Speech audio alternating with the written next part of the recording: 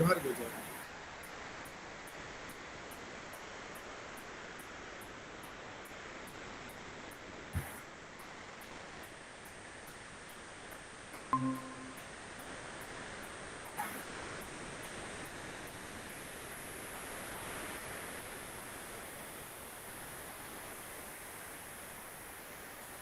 ᱤᱧ ᱢᱟ ᱫᱟᱜ ᱠᱚᱦᱚᱸ ᱧᱩᱨᱮᱜᱼᱟ ᱥᱚᱠᱛᱚ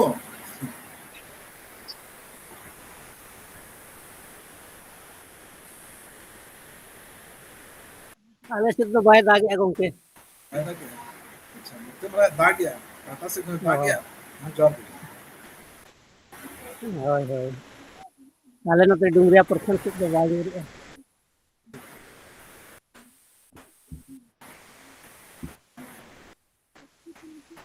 ᱞᱚᱠᱷᱚᱱ ᱡᱚᱦᱟᱨ ᱜᱮ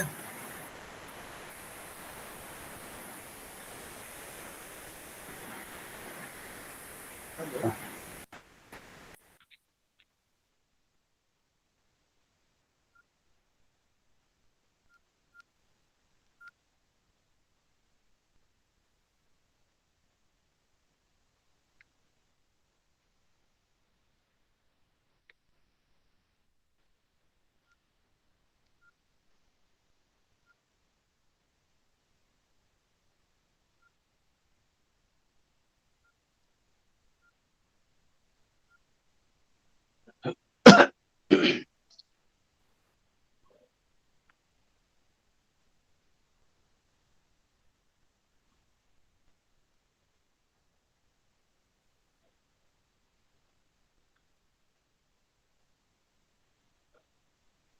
हेलो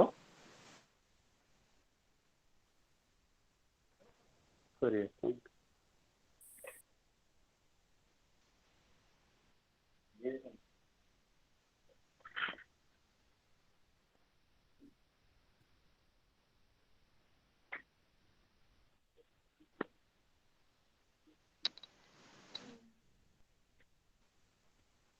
हेलो रविंद्र रविंद्र भाई स्पीकर ऑन में रविंद्र हाँ जोहार गे जोहार स्पीकर ऑन में जोहार गे हाँ भाई शिवना जोहार गे पर कौन है क्या नितो ना मोदमोहन गॉमके चैतन्य कने में और ये शिबू शिबू सोरेन हाँ इन न्यूज़ रे शिवदार मिनिट ये चैतन्य में चिका बत्ती इड़ी ना से मोदमोहन गॉमके ओ अच्छा जोहार जोहार जोहार बती इनी जोहार केतना गे नोडे नोते मा बई बई नवा करे दागेगा रिमिल करे ओए नोते दाग ᱧᱩᱨᱮᱜᱼᱟ ᱱᱚᱛᱮ ᱦᱚᱸ नोते ओए नोते रिमिल करे न्यूज़ करी है करे जोरो करे अभी लोकारे टाटा रेस्ते हांडे उड़ीसा रे या नोडे टाटा रे टाटा रे नोडे टाटा रे टाटा रे में दाग गया ओय नीत गे होक किया ना नितो ओय इन हो चलाव इना नोते मा स्टेशन सेन मा और दा हो और नोडे में चला कना आज आले हो नोते सब चला कना ठीक है तेहिं मा अडी प्रोग्राम तो हनते नाते गोटा गे गोटा और गे अच्छा ये है कि बाय करना अबोरिन पेड़ा को जॉइन किया सेवरिया और को जॉइन है तो शिवदा सेटर का अभी ना बार होड़ के ना मेरा अभी ना शिवदा गालोचिया तला रे अच्छा अच्छा और बादल हेमब्रम को और ही अरे ताई बोलो शिबू सोरेन शिबू सोरेन गॉमके तो जॉइन का है अच्छा अच्छा जॉइन करे अच्छा मकनी होना चाहिए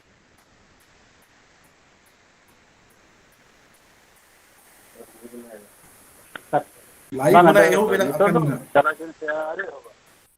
अबे आदमी ये कয়েক मिनट परे में होगा बांगा यूट्यूब ना एहो बखना एहो दो अदो माने वो जॉइन ओ अच्छा अच्छा एहो बकाय ना उनी आजा नुई ना जदू जदू उनी जॉइन है आज जरूर जॉइन करे जोहार गे जोहार गे ᱦᱮᱸ ᱡᱚᱦᱟᱨ ᱜᱮ ᱡᱚᱦᱟᱨ ᱜᱮ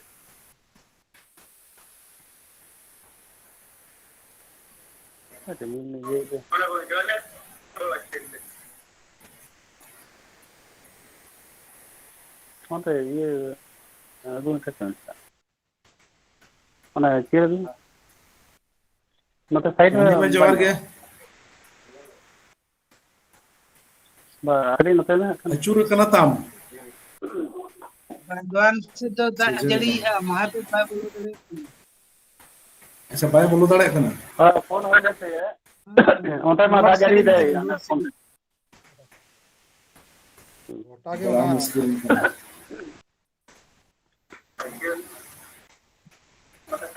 जोहार गे मानसीदा जोहार गे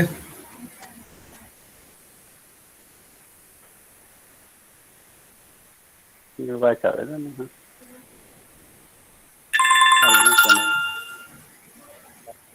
हेलो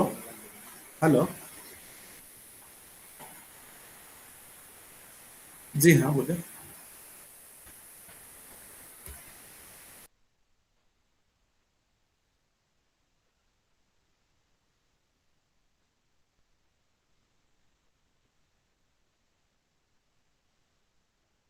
kaya ne ga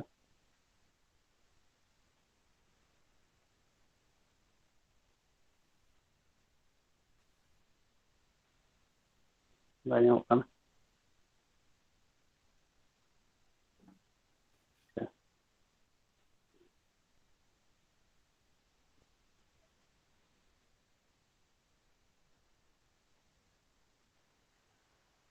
जोहार गे सनम को जोहार गे जोहार के कुमार जोहार हाँ रानी भाई जोहार जोहार के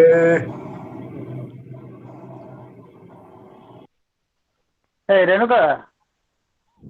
पूरे ये हिजू में लाइन हिजू में लाइन हिजू में जॉइन में लेकिन जॉइन में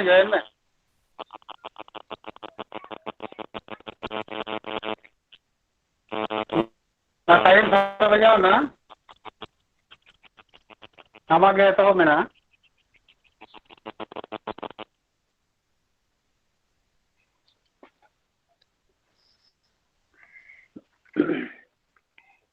लेकिन नित्य के उन्हें प्रोग्राम एटा प्रोग्राम पे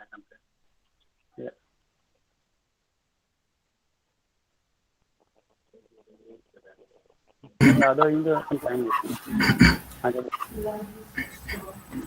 Hoi, hello. जोहार गे Oke, johar ge nyelok kana. हम कना Chet ko nyelok kana chet leka. भाई ठीक ठाक टाइम रे अभी रूम ये nyelok kana चित्र को Acha, tahle ठीक gya. To होई आदो एतहब खना खन हम में आखा जखन एतहब net ko ठीक gya to. हम तो रिमिल कदाई नते एटा एतहब kana या गेंते रहो आखा दबन एतहब दिए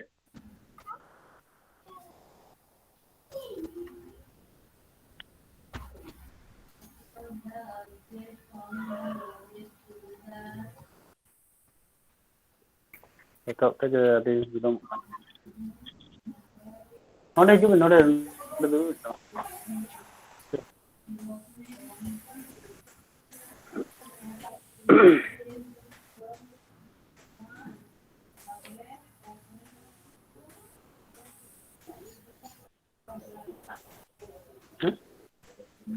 ओना तो अना साथ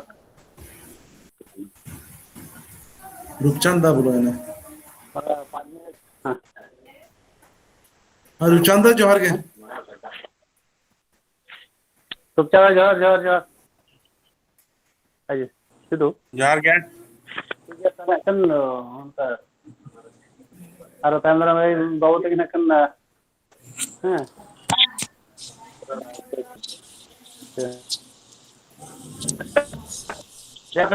नोते हो प्रॉब्लम हुई ना अड़ी सप्तो हुडुर को हुडुरी है ठीक है ना दिखता ठीक है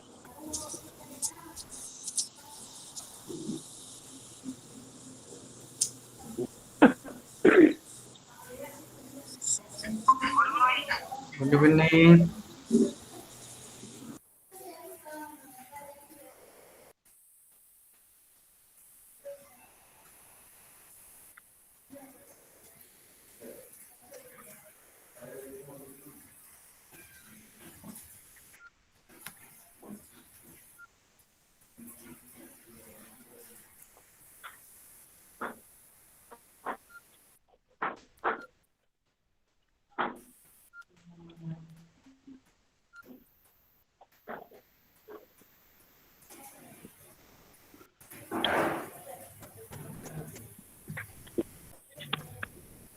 जोहार गे विक्रम दा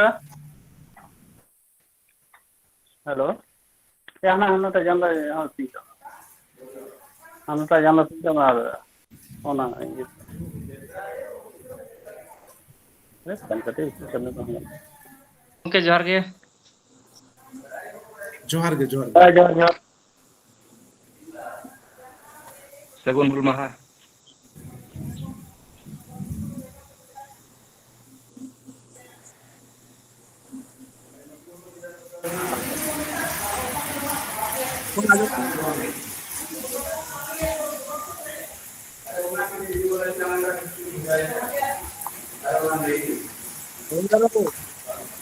हाँ आजमो कना तो आजमो कना हाँ जम करें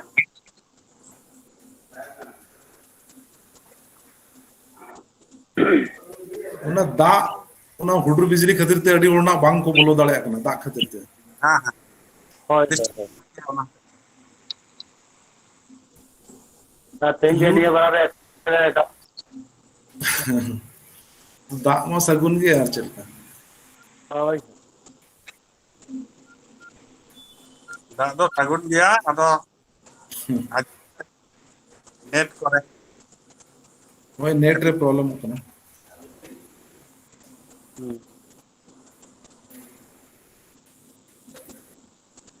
जहां को ना बाको दाड़े कना यूट्यूब रे दो को जॉइन दाड़े ना जॉइन या को यूट्यूब को रे होना अच्छा यूट्यूब ना लाइव दे हो कना लिंक इन शेयर का कना उनका तो ग्रुप पूरा तो एम है ना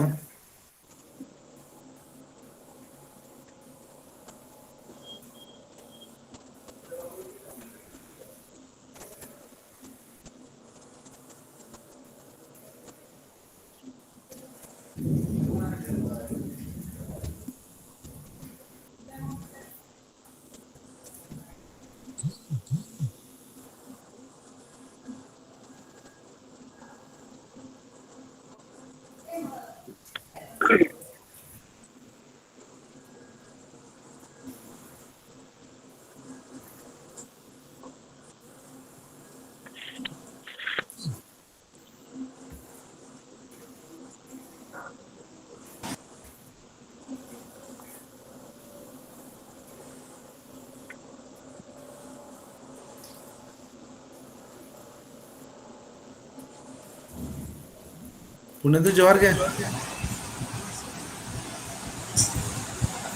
पुण्य को जोर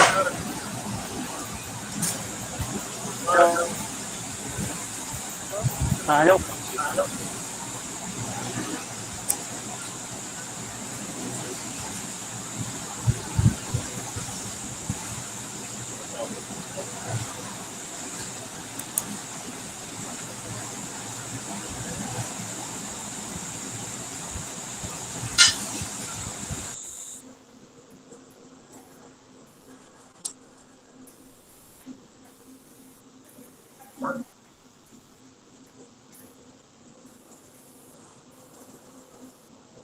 लोखन ये तो बाय जॉइन का है जोहार के सनम को जोहार के तो भाई ये बादल ओए बादल खेरवाल ना वाकिंग जॉइन कर दिया पहले रेणुका ये घड़ी पूरे जॉइन है छठा खना प्रोग्राम चला करते हैं मतलब मिचे लेखा के अच्छा अच्छा जोहार सर जोहार गे ᱦᱮᱸ जोहार ᱡᱚᱦᱟᱨ गे ᱡᱚᱦᱟर दिनेश चांडी রেণুকা একটা প্রোগ্রাম খনা হেজ ᱡᱚᱦᱟᱨ ᱜᱮ, নিতো কে উনি জয়েন ফোন দিতে ठीक ठीक टोटल 32 को ज्वाइन किया।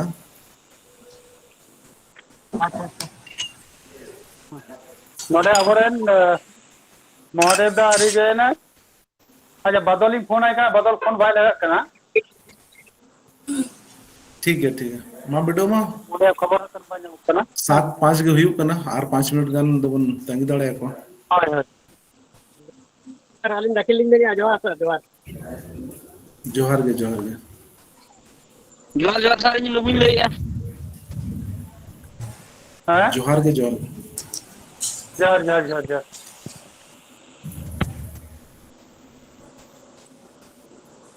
जोहार सर इन चैतन्य सोरेन ले या जोहार गे अच्छा माइक को दो ना बन बंदो का हेचे बखान सुक्तो हंते नते प्रोग्राम साड़े चला ना म्यूट का वन होय अच्छा नो यार बिदाइन रिंग आई कना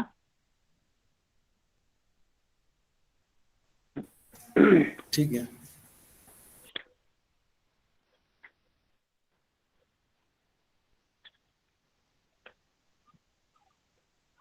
चेस चेस ओ शिवानी ते बोलो कना कोई भी जरा ठीक है मा आजा रेणुका बोलो कना हां जोहार जोहार रेणुका हेलो ᱦᱮᱸ ᱡᱚᱦᱟᱨ ᱜᱮ जोहार गे रेणुका बोलो कना kan seter kan कोना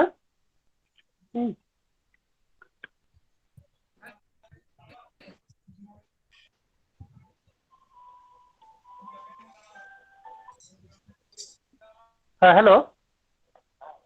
तो कोई बदल दा ᱦᱮᱸ तो ये बदल तो ना ये लोकन को बोल दे होय ana link ñel na ama whatsapp link ta बोलो ना होय ama whatsapp ñel होय नाम का जोहार सर जोहार गे जोहार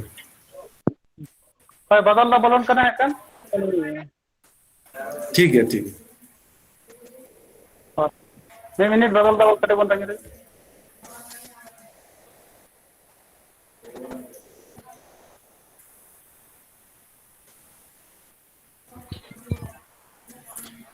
जहां जुती नोडे माने जहां ना आंजोम को जहां ना नोडे बांग को गालोचिया को छाड़ा कते जहां को जुदी बाको बोलो दड़ा कना नोडे एनखान यूट्यूब रे को जॉइना जो तो ग्रुप रे गना मोटा मोटी ना एम कना मैक्सिमम ग्रुप ना भेजा है ना अदो यूट्यूब रे डायरेक्ट को नेल दड़ा ओंडे तो डाटा हो कम खर्चा तेज मा एनाम को चित को जो प्रोग्राम हुई कना होय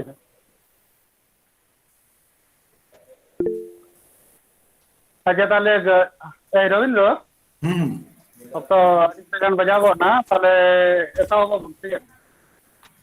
वो ए बिदरे हमन जो तो को जॉइन किया से हाँ हाँ जॉइन कदा को ना रेणुका हाँ सेटर कना ठीक है, वही वही तबन लहा दिया ताले मा ठीक है। कटिक करन एतो करन तेहें अच्छा नोडे ले मैं हर गए जे ये तो को बंद करना म्यूट करना हाँ भाई हाँ भाई हाँ भाई जर तेहें मिसाई तुगे तुर सेरमा पुरव संताड़ हुल महा तेहें बोन मनाया गोटा दिसोम रे भारत जाकात संताड़ी ओनोलिया गावता तालमा कुमुट पास्टा सेन खुन नुआ तेहें सपड़ाव कना ऑनलाइन लिटरेरी सिम्पोजियम जहां रे कमी लड़ाना लेकाते चे पार्सेट लेकाते आइसवा भारत जाकात संताड़ी ओनोलिया गावतारिन पार्सेट मानोतान लक्ष्मण किस्कू उनी तेहिना कमी होरा दो चलावा आदो उनी ठेही नेहरा मा तो बेखान तेहिना जहां सपड़ाव कन कमी को उना मांग से लाए दिए लक्ष्मण किस्कू जोहार भारत जगत सानताड़ी अनलिया गाता पाटा सेट खन ते हुल माहा रे जहाँ आखड़ा बन साई जुई का उना आखड़ा रे सानाम को यातांग दालमा बोना तेज जो मेटन हुल से लेकर दिन करना ना अंतर हुल दिसे कते तेज आबो आखड़ा ना भारत जगत सानताड़ी अनलिया गाता साई जुई का मानखान एतहब इदाኝ एतहब सेरें कते आंजमाबन कना रेणुका सोरेन और शिवानी सोरेन और सावतेन को मानखान रेणुका एतहब सेरें एतहब दिन सानाम को ठन के ताहेना आलिंग सेट खन मानत जोहार Biribayar sidhu kano Borse sege loro maya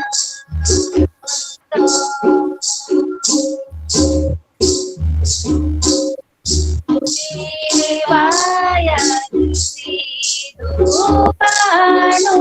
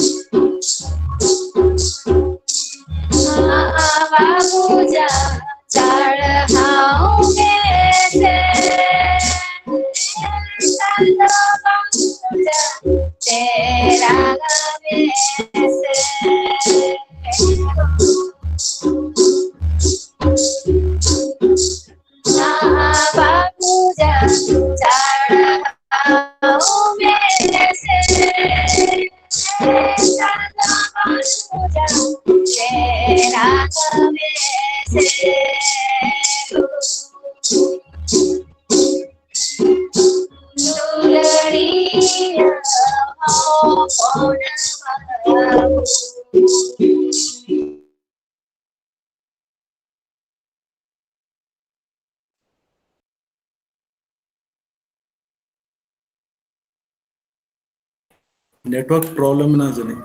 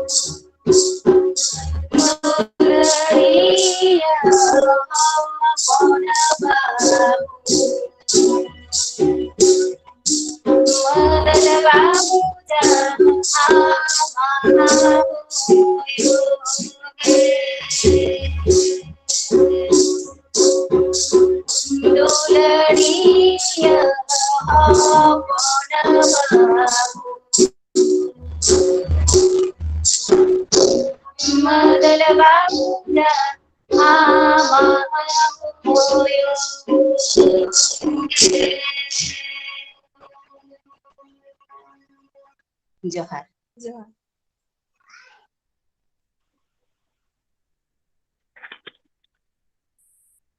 Renuka Soren आप साथन को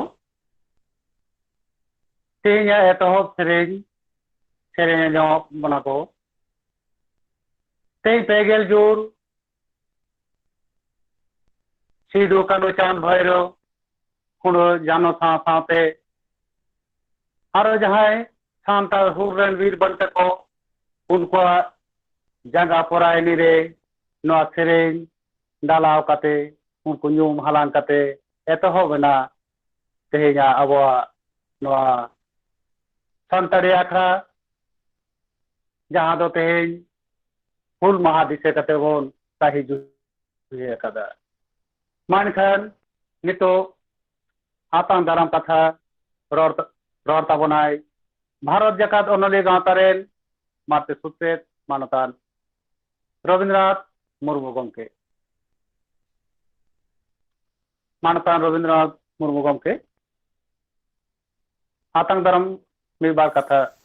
थुतिया ताबोन में सानाम को हुल जोहार तेहें अबो जहां तेहें जहां कमी होरा सपड़ाव कना मिद साय तुगेतुर सेरमा पुरव संताल हुल महा जहां रे ऑनलाइन लिटरेरी सिंपोजियम शांताड़ साहेद इदी कते बोन मनावेआ जहां दो संताड़ हुला जहां अब संताड़ी साहेद रे जहां ओरसोंग हेज अकना ओना इदी कते तेहिं बोन गालोचा तेहिं नोआ सावहेद अखड़ा रे को सेटेर अकान अडी मानोतान गोमके को नोआ तेहिंया नोआ वेबिनार रे सगुन दारामदा कोई ओना को तलारे आबो को तलारे सेटेर अकान जहां गालोचिया को आदो तेहिं एतोहब रे रूपचांद हासदा जहां दो फाउंडर प्रेसिडेंट भारत जाकात संताड़ी उनुलिया गांवता कनाय जहां दो साहित्य अकादमी न्यू दिल्ली पाहटा खोन आजा ट्रांसलेशन पोतोब सेन दाड़े मेनखान चेदा नोआ पोतोब रे तर्जमा सिरफई आमेटका ओना सावते निया सेरमा गे गुड़दा कासादा जहां दो साहित्य अकादमी मेन अवार्ड कना ओना हो निया सेरमा गे चालगोआ नोआ तेहेኛ आखड़ा रे भारत जाकात सानताड़ी ओनुलिया गांवता पास्टा सेन खोन अडी अडी सगुन दारामदा इन चालाय कना जादुगुनी बेसरा गोमके जहां दो नोआ आखड़ा रे सेलेद अकनाय भारत जाकात सानताड़िया ओनुलिया गांवतारिन एतोहब जनरल सेक्रेटरी चे फाउंडर जनरल सेक्रेटरी लेखाते बागे मोड़ सेरमा 25 साल धबी सिरवल जुबरी ये धबी आजा जहां तारेन रे नुआ अब गांवता गो भरिए कते नुन लफांग दबी एसेट्रा गु का आरो इकन खोजोआ रूपचंद हासदा हो प्रेसिडेंट लेकाते पार्सेट लेकाते भारत जाकात सानताड़ी ओनोले गांवता दो 25 बछर धबी पार्सेट लेकाते ताही कने आर ओना सावते बना होड़गे एडवाइजर हो मेना किना जदुमनी बेसरा दो एतोहब साहित्य अकादमी अवार्ड अमेटिया कनाय जहां दो 2005 साल रे एतोहब सिरफा लेकाते आमेट लाए ओना सावते महादेव हंसदा जहां दो अडी के युतुमान ओनोलिया कनाय आर तेतरे जहां सानताड़ी पाथाम कना उनारनी ओनोलिया हो कनाय उनी हो नोआ तेहेኛ नोआ सगुन बेड़ा रे तेहेኛ नोआ सावहेद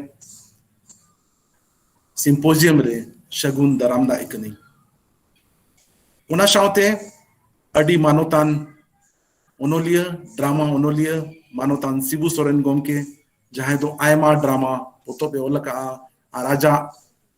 ओला ड्रामा पुथी गायन पुथी गोटा भारत जाकारे फुले चमका कते जहां सावतारे नपाय बिचार न मने उनाय सोदोरेया उना सावते सगुन दारामदा ये बादल हेमरम जहां दो साहित्य अकादमी सिर्फ अमेटिया कनाय जहां दो 2008 साले रे नोआ सिर्फ अमेट लेता है उनी आबो को तलारे गालोचे लिखाते सेलेत मेनाया उना सावते सगुन दारामदा ये मानोतान मदन मोहन सोरेन जहां दो अडी युतुमान ओनोलिया कनाय और साहित्य अकादमी नवा दिल्ली रेन निया जहां सेशन चला कना करेंट सेशन ओनारनी कन्वेनर लेकाते हो मेनाया और उना सावते भारत जाकात सानताड़ी ओनोलिया गांवतारिन जहां जोगो पार्सेट हो कनाय सगुन दारामदा ये आइसवा सेंट्रल कमिटी पास्टा सेन खोन और आबो सनाम को पास्टा सेन खोन उना सावते सेटेर अकान गालोची लेकाते अडी युतुमान ओनोलिया मानोतान बीरेंद्रनाथ हंसदा उनी हो भारत जाकात सानताड़ी ओनोलिया गांवता पास्टा सेन खोन सगुन दारामदा ये उना सावते आबो को तलारे तेहेñ गालोची लेकाते सेटेर अकान मानोतान खेरवाड़ सोरेन जहां दो साहित्य अकादमी अवार्ड ते 2007 साल रे मान लेनाय ओना साउते निया हली गे शांता साहित्य अकादमी होते ते तर्जुमा सिरफा लेकाते हो चाल आदेया को तेहया नोआ एतोहब रे जहां दो आजरिन सनाम ग्रुप साउतेन को साउते रेणुका सोरेन जहां दो प्राइमरी स्कूल टीचर कनाय अडी रस्क गे अडी आजा आज साउते जहां गे सेलेद को ताहे कना आकुआ जहां हुलसे अड़ंगते तेहें आबो को समार को सेरेन को आंजमात बोना नोआ लगी सरहाव साउते सगुन दराम दाय कनी ओना साउते मैं रानी मुर्मू जहां दो जुअन ओनोलिया सिर्फ साहित्य अकादमी पास्टा सेन खन हमेट काय उनी हो नोआ तेहेኛ नोआ शाहेद अखड़ा रे सगुन दराम दाय कनी और अडी रस्कर नन कथा ओना साउते आजमिया लेकाते अडी मानोतान गोंके को सेरेत कना जोतो हला ᱧᱩᱛᱩᱢ मा बइन मेन दाड़े कना एन हो ढेर काते बार पे हला ᱧᱩᱛᱩᱢ दुई बइन मेन लेखान दो ओना हो पले आतरा गे हुआ दादा गंगाधर हंसदा नोआ आबो को तालारे नोआ शाहेद अखड़ा रे सेटर कना उनी हो सगुन दराम दाय कनी मानोतान टीसी बास्के जहां दो भारत जाकात संताड़ी ओनोलिया गांवता पश्चिम बंगाल पार्सेद कनाय उनी हो सगुन दराम दाय ओना साउते जहां तिना गे नोआ तालमा कुमुट भारत जाकात संताड़ी ओनोलिया गांवता तालमा कुमुट रिन जहां तिना गे सोहेदिया को मेना कुआ नोडे को सेटर काना नोडे को सेलेत अकना और जहां तिना गे चांगा से भारत जाकात संताड़ी ओनोलिया गांवता ब्रांच कमिटी रिन जहां सोहेदिया को सेलेत अकना उनको हो सगुन दराम दा और मुचाद रे जहां तिना गे आंजोमिया को से नेनेलिया को जहां आपे पे सेलेत अकना आपे जुदी बांग पे सेलेत को एनखान नोआ अखड़ा दो पाले नपाय ते दो बांग सद आपे हो सगुन दराम दागत पे मा तबे कान सनाम को दोहड़ाते हुल जुहार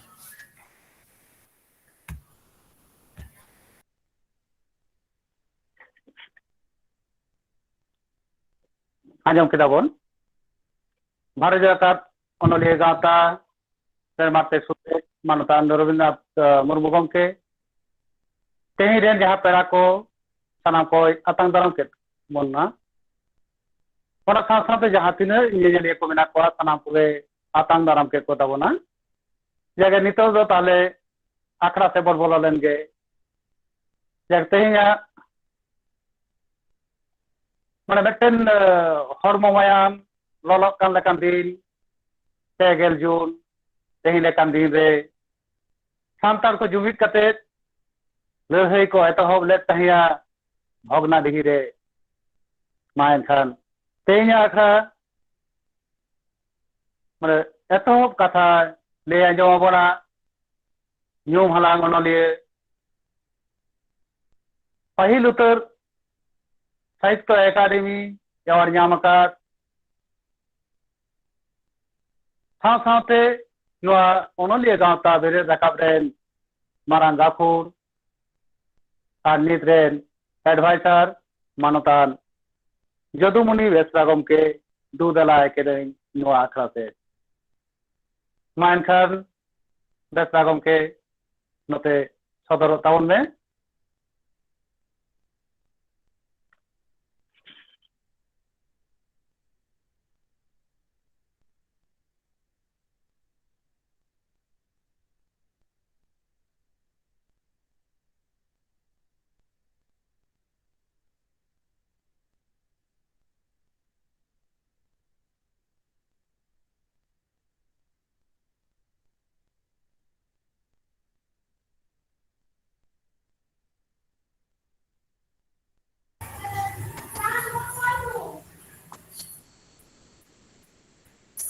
लखन चलका सहा कना से पसे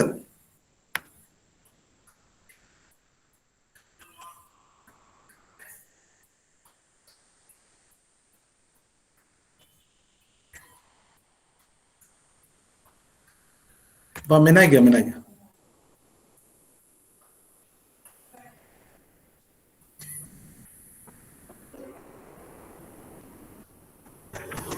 अब देखो हमके ओने म्यूट किया ओने म्यूट और का खुलो में कैमरा कैमरा ऑन हो कैमरा कैमरा का ऑन में मानतान जदुमुनि बेसरा गमके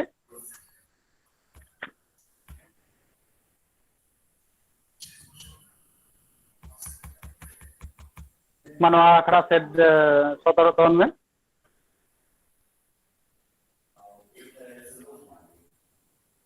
मानतान जदुमुनि बेसरा गमके अब को तलारे नेटवर्क प्रॉब्लम हुई कना पाले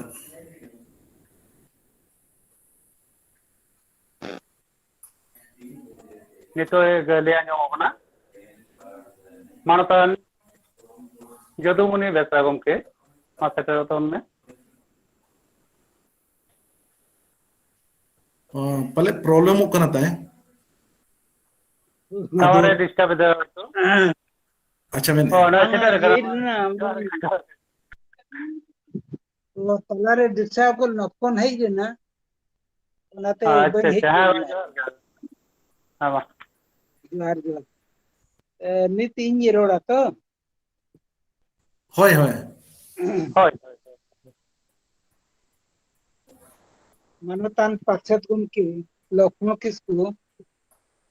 इत गालोचिय मनतान रुपयान हस्ता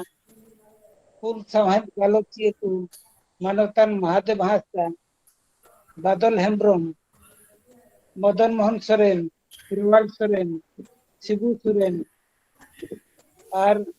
वीरेंद्रनाथ हस्ता भारत जाका सानताली अनलिय गांवता तालमा कमिय कुमुर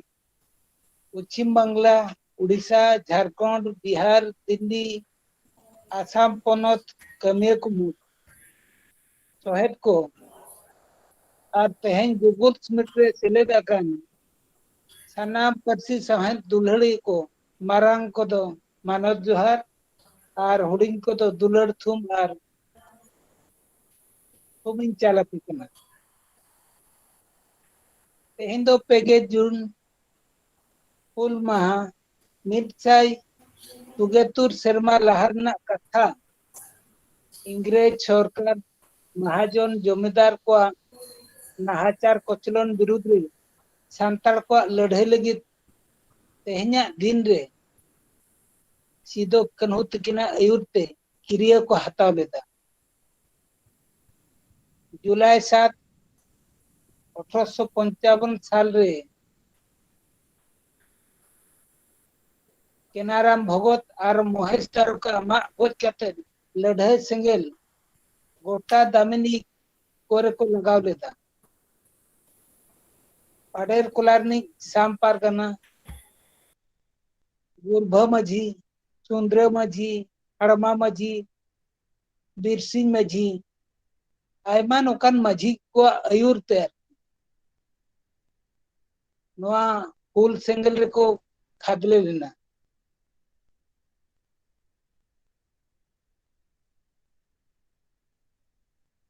16 तारीख जुलाई 55 साल रे 1855 साल रे पियलापुर लड़ाई हुई लेना पियलापुर दो सांताड़ फत को जीत कर लेना इंग्रेज फत को हराव लेना नौका के ठाव लड़ाई हुई ना आयमा हड़ को गोजना ओड़ा दुआर को आतार केदा मुचेद रे सिदो कन्हू चांद भैरव आयमा माझी और होड़ा जीवी चलाव लेना लड़ाई ना अर्जो लेकाते दिसंबर 22 तारीख 1855 साल रे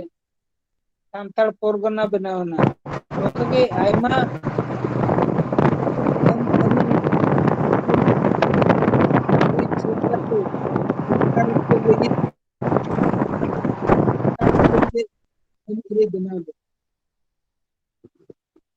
नोआ नगाम के सांतली सामहेद रे चेद लेका अर्सोंग पड़ाव कना ओनोली को ऑल रकाब अकादा ओना गे तेहना गलमाराव ना asol jos do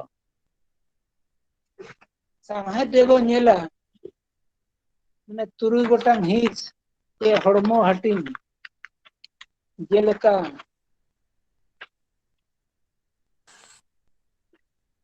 gamam menena gamam gayan ononhe katik kahni sereng ar onol no turu gotang satam chitan re चेद लेका और हुल ना असंग पढ़ाव करना उनागे नाते बो नेल ᱧᱚᱜ लगे माने गामाम रे जुदी बो नेला परिमल हेम्ब्रमा 30 सिपाही सामचरण टुडुआ बीर बजल साम बेसरा माड़ाम माड़ाम दो पूरा हुल इदी कते तो बांग ओला कना ओना माड़ाम ओना माड़ाम पुथी रे जहां मूल कैरेक्टर मेना किना बारिया गाते कोड़ा प्रेसिडेंट कॉलेज कोलकाता रकिन ओलोक कान ताहेया समय आर सोबान समय दो सांतार परगना रनी आर सोबान दो पश्चिम बांग्ला रनी आदो जोखन छुट्टी कॉलेज छुट्टी रे दिसम किन चलावना सांतार परगना किन चलावना समय दो सोबाने इदी लेदेया ओंडे झारखंड पनत रना जे सांतार परगना अवस्था ओना किन गालमाराव कानते ना हुल महा हुल इदी कते हो सांतार हुल इदी कते हो ओंडे किन गालमाराव का ओंगाते सोबान हुल इदी कते दे बड़ा ले ओना चितर माणम पतब रे ओलकन उनका के तर्जमा पुथी बो नेला गामाम रना तर्जमा पुथी हाड़मास विलेज आर कोटे से ओलका हाड़मास विलेज दो सांताड़ी ते अनुवाद करना हाड़मावा अतु ओना तो अनुवाद आर किसकु रपाय उनका के गणेश ठाकुर हांसदा ए अनुवाद का भगनाडी रिया डेहिरे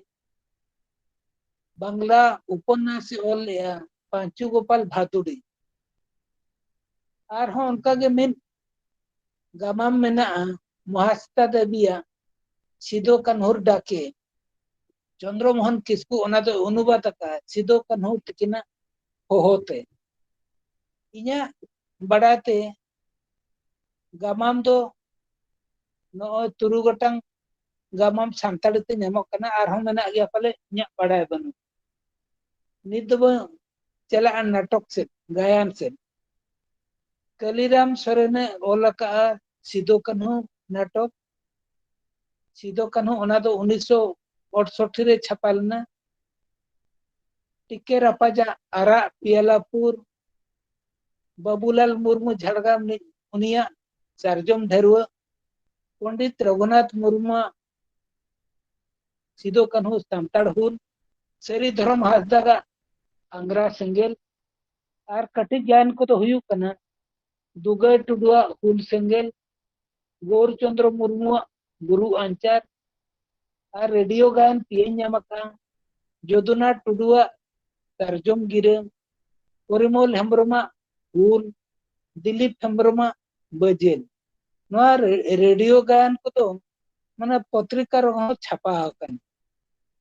आर नितो दबो नेला ओनोढ़े लेकाते पूरा हुल इदी कते ओनोढ़े पुथी दो बनुआ जहां पुथी रे जहां ओनोढ़े पतब रे हुल इदी कते ओल मेना ना कदो हुयु कना गोराचांद टुडुआ चांदमाला बखरा डोमान हासदा गा पियलापुर नोआ तो पुथी तो बंग करना कुड़ी पेज ना बुकलेट कना उनका के शारदा प्रसाद किसकुआ लाहा होरे आर गाम गोंदार नोआ रे हो हुल इदी कते कविता मेना ओनोढ़े मेना डोमान साहू सोमेरा सेता ठाकुर प्रसाद मुर्मू शिशिरजन रेड़ बोधनाथ हांसदा हुलसे ओनोढ़े नोका गे नेल खान अडिगान onolhiya onoliya mane hul idi kate do onolhe ko ol akag'a ado node mit kathañ uiharia Saroda Prasad Kiskuac jahan hul laha hore jahan chapa na hul re ona idi kate katha rapacha hui lena mid okto Sili Potrika re hul re onolhe idi kate mane ona do समालोचना हुई जेमन हूल रे अनोढ़ रे मिटांग थार मना अयुर रे दो हेना किना सिदु कानू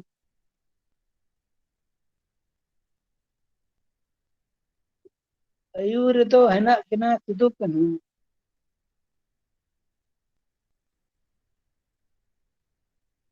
तायम रे दो मेना किना भारो चांदू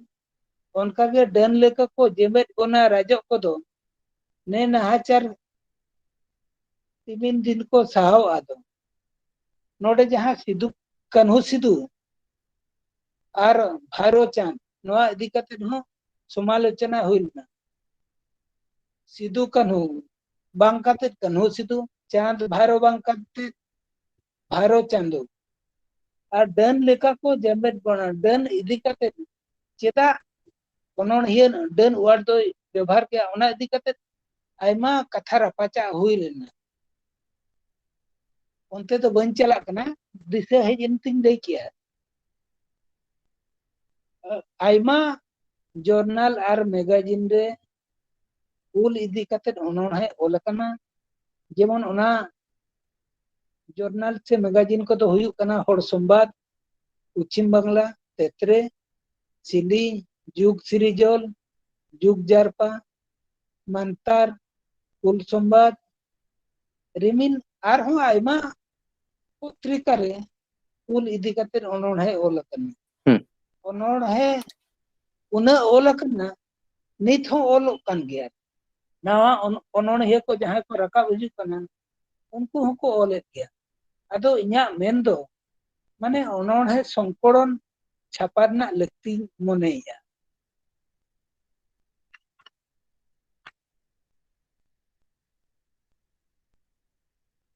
उनका गे माने ओनल इदी कते दमन हासलका सिदो कान्हू हुल कालीराम सोरेन ना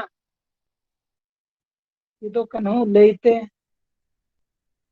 ढेर दो बांग ᱧᱟᱢ ᱟᱠᱟᱱᱟ ओनल इदी कते तो उनका गे बांग्ला ते ओनल दो आयमा ओल कना आबोरेन हको ओलका और बंगाली को हको ओलका माने उपन्यास को हको ओलका बंगाली जे ढेर दो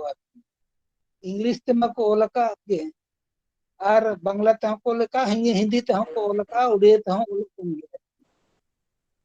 उनका गे खाटो कहानी तो हुल इदी कते पूरे दो पुथी बांग ᱧᱟᱢᱚᱜ कना आदो जहां गे मिद बार पत्रिका चे जर्नल करे छापा सदर कना ओना दो तायम तबो आजो मना आर मिटांग साहे दिना मिटा मारांग हिस दो हुई कना सेरेन दो आयमा हुल इदी कते ओल कना नित को सेरेन गया नित नावा नावा सेरेन को जोड़ाव आज को तोले गया और सेरेन दो बो मन दड़े मिटांग नागाम हो चे चंपा लिखोन गोड़ो बादोली कोंडल चे चंपा लिखोन गोड़न बादोली कोंडा लिली चे चंपा लिली बिछी बादोली कोंडा लिखोन गोड़न नवा सेरेन जहां अड़ी मारेना सेरेन केना उनका गे नवा हुल इदी कते हो इना अक्तर ना सेरेन दो हुई कना तो कोई हुकुम ते बजेल तो कोई बोले ते रूप सिंह तमाली दो मा किदिया इदो हुकुम ते नायो कन्हू बोले ते रूप सिंह तमाली दुन मा ले दिया ती रेताम हड़ी बजल जंगा रेताम बिड़ी नाम दो को निधि में बजल तिवड़ी जेल पे उन जो बजले ले रुड़ का ती रितन तिरियो नायो जंगा रितिन पैगन निंदुन चला कना नायो चिवड़ी मिला जेल नो नुका माने नागामिया सेरेन अड़ी दामान सेरेन नित हों अबो हर को मोचारे चे लुटेरे लावा कान गया आदो इnya कथा तो बढ़ती बन जिलिंगेआ नोड़े अबरिन उनोडिये को चेत लेकाते आरहम सामहेद रे उल इदी काते झालकावा उपन गामाम रे माने गामाम रे जे कटिक कनी रे ओना से ते लाहा हिजु लगी नेहराते कना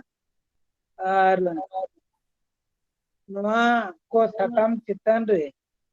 ओनोले को ठन जहां को गालोचित जहां को सेटल कना उनका मोचा खन बन आंजमा और नवा सिंपोजियम दो सार को सगुन को मा नापाय तेबन सखी सुबाया ओनागे इnya मेन कते नवा अखड़ा दुन उड़ाव गया जुआर गे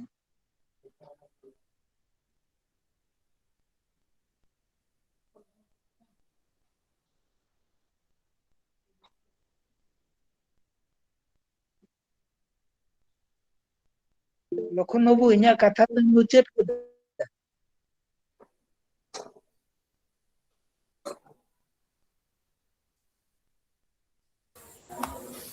म्यूट करा था म्यूट साहे में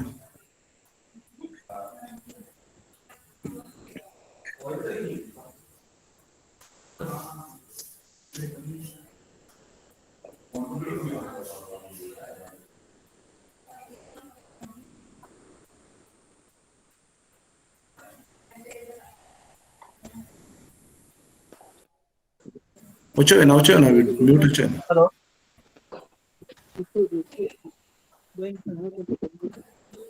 मुचेरे ये बन आजम थियो दा साउंड बाय कमी थी हाँ ठीक है आमा रोड तो आजम कन गया नेटवर्क में प्रॉब्लम तम हुई कना हेलो आजम कना हम ले में आजम कना होय होय हेलो आजम कना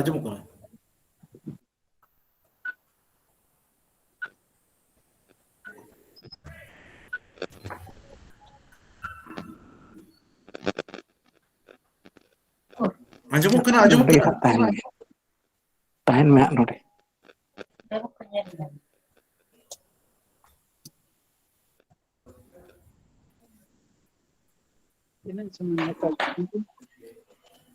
पाले ते प्रॉब्लम जो को कना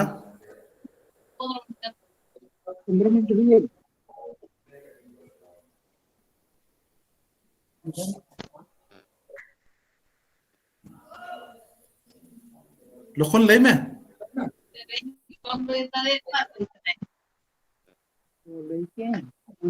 ओना इदी कते तेरे न्यू माने पढ़ाओ गे ये साउंड प्रॉब्लम हो कना जग बन आजम थियो दड़े दा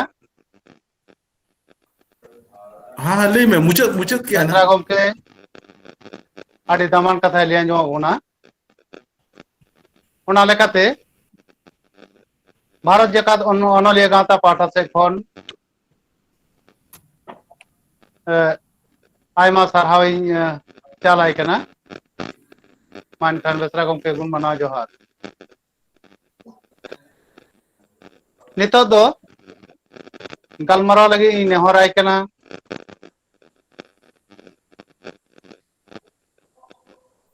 दिल्ली साहित्य अकादमी मेन अवार्ड नामकार मानतान रूपचांद हांसदा गमके जहां दो नितो आइसरेन एडवाइजर कनाय और एना रेगे बोन आंजम किदा अनलिया गावता बेरे ऑक्टोरेन कनाय आयमा दिन चला आगू कदाय मानखान रूपचांद हासदा गोंके आखड़ा से मादेला सेटरो तोन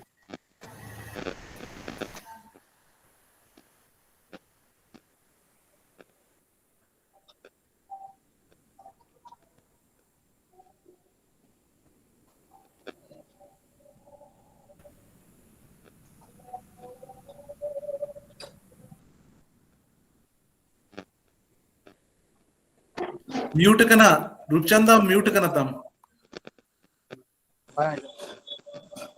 ठीक है नितो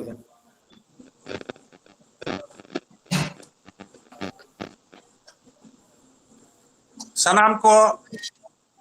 इन पाटा कौन तेहिया अखड़ा रे जोहार एहब रेगे लई तबना नौकान नेसा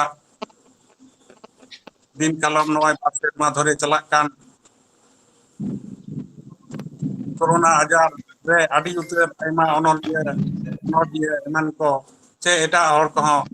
आयमा दुख विपद तलाते नय चला कान तबना पेंडेमिक रोड को एकदम नाम दा बुझे केदम काटन तो सेटिंग रे को गोलमाल कदा नोआ पेंडेमिक सिचुएशन रे हां नोय बन वेब लाइन तलाते हम कान बन भारत जाकात संताड़ी अनलिया गावता नोय रैंक आयमा सरहाव ना लगिते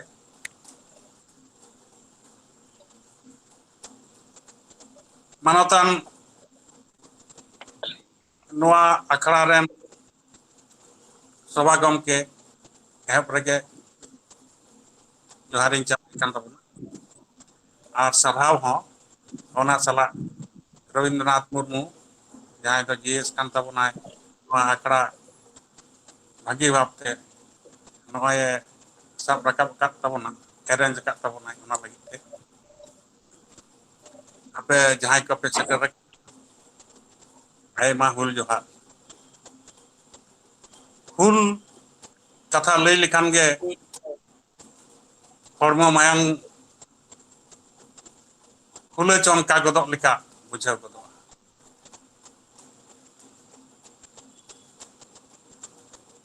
लिंगिक कान मायांग जहां दो रियाड़ गे मेना रियाड़ के लिंगिक कान लोलो गदक कान लेका बुझाव गदक हुल कथा रे मेन साव तगे चेलेका जेमन जतो हर के जापित खने दड़ बेरे कथा तक के उनका कमी तेन हो उनका लड़ाई जिनिस तक के उनका बिनिया दिन दो उनकान दिन कना जहां दिन रे दो लड़ाई एहब लेना हुल एहब लेना ओना के 30 जून 1855 साल रेना तेहिया दिन रे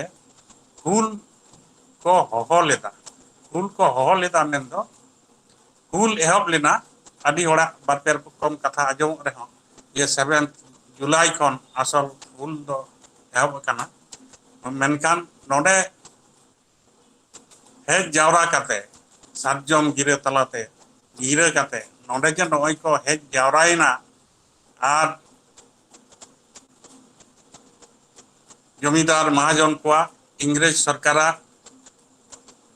और एटा जात को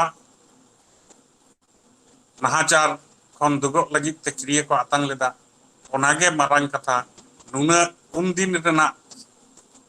सामाजिक अवस्था रे जहां जोखान दो फोन बांग तहे कना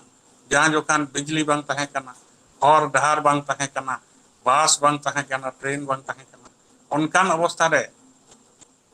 हजार हजार संताल को भोगनाडी रेना दही रे जावरा लेना और क्रिया को आतंग लेदा भोगनाडी दो ओका भोगनाडी दो मिटंग अतु रेना nyutum kana और भोगनाडी रेन दो माझी होकनाय सिदु ᱟᱨ ᱚᱱᱟ ᱫᱤᱥᱚᱢ ᱨᱮᱱ ᱯᱟᱨᱜᱟᱱᱟ ᱦᱚᱸ ᱥᱤᱫᱷᱩ ᱜᱮ ᱟᱡ ᱵᱟᱵᱟᱭ ᱛᱟᱦᱮᱸ ᱠᱟᱱᱟ ᱟᱥᱚᱞ ᱫᱚ ᱪᱩᱱᱟᱹᱨ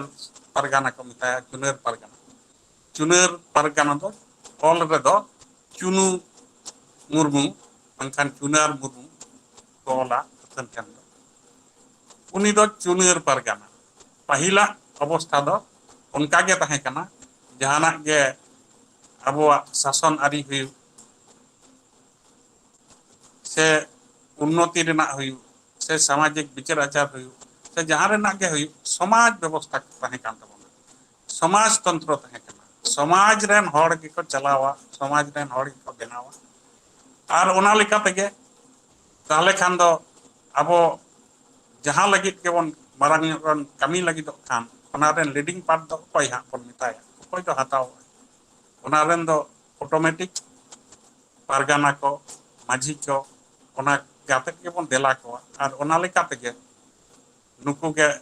पहिलो रे दो दाय हो कना दायिक हो कना आर ओना लेका ते सिधु कान हो लहा ते की लहा है ना नोला लहा जहां को लहा है कान जेमन तिलके माझी उनी हो पारगाना के चाहे कना तो संताड़ हुल रे दो मारांग जहां भूमिका को हताल दा सिधु कानु तेको के पुन बया आर साम पारगाना ईमान को छोटाई दस माझी आइमा कथा जहां को ᱧᱟᱢᱚᱜᱼᱟ ᱚᱠᱚᱭ ᱫᱚ ᱢᱟᱹᱡᱷᱤ ᱠᱟᱱᱟᱭ ᱵᱤᱡᱚᱭ ᱢᱟᱹᱡᱷᱤ ᱚᱠᱚᱭ ᱢᱟᱹᱡᱷᱤ ᱠᱟᱱᱟᱭ ᱚᱠᱚᱭ ᱫᱚ ᱯᱟᱨᱜᱟᱱᱟ ᱠᱟᱱᱟᱭ ᱚᱠᱚᱭ ᱫᱚ ᱫᱮᱥ ᱢᱟᱹᱡᱷᱤ ᱠᱟᱱᱟᱭ ᱱᱚᱜᱼᱚᱱᱠᱟᱱ ᱠᱚ ᱞᱤᱰᱤᱝ ᱯᱟᱨᱴ ᱠᱚ ᱦᱟᱛᱟᱣ ᱞᱮᱫᱟ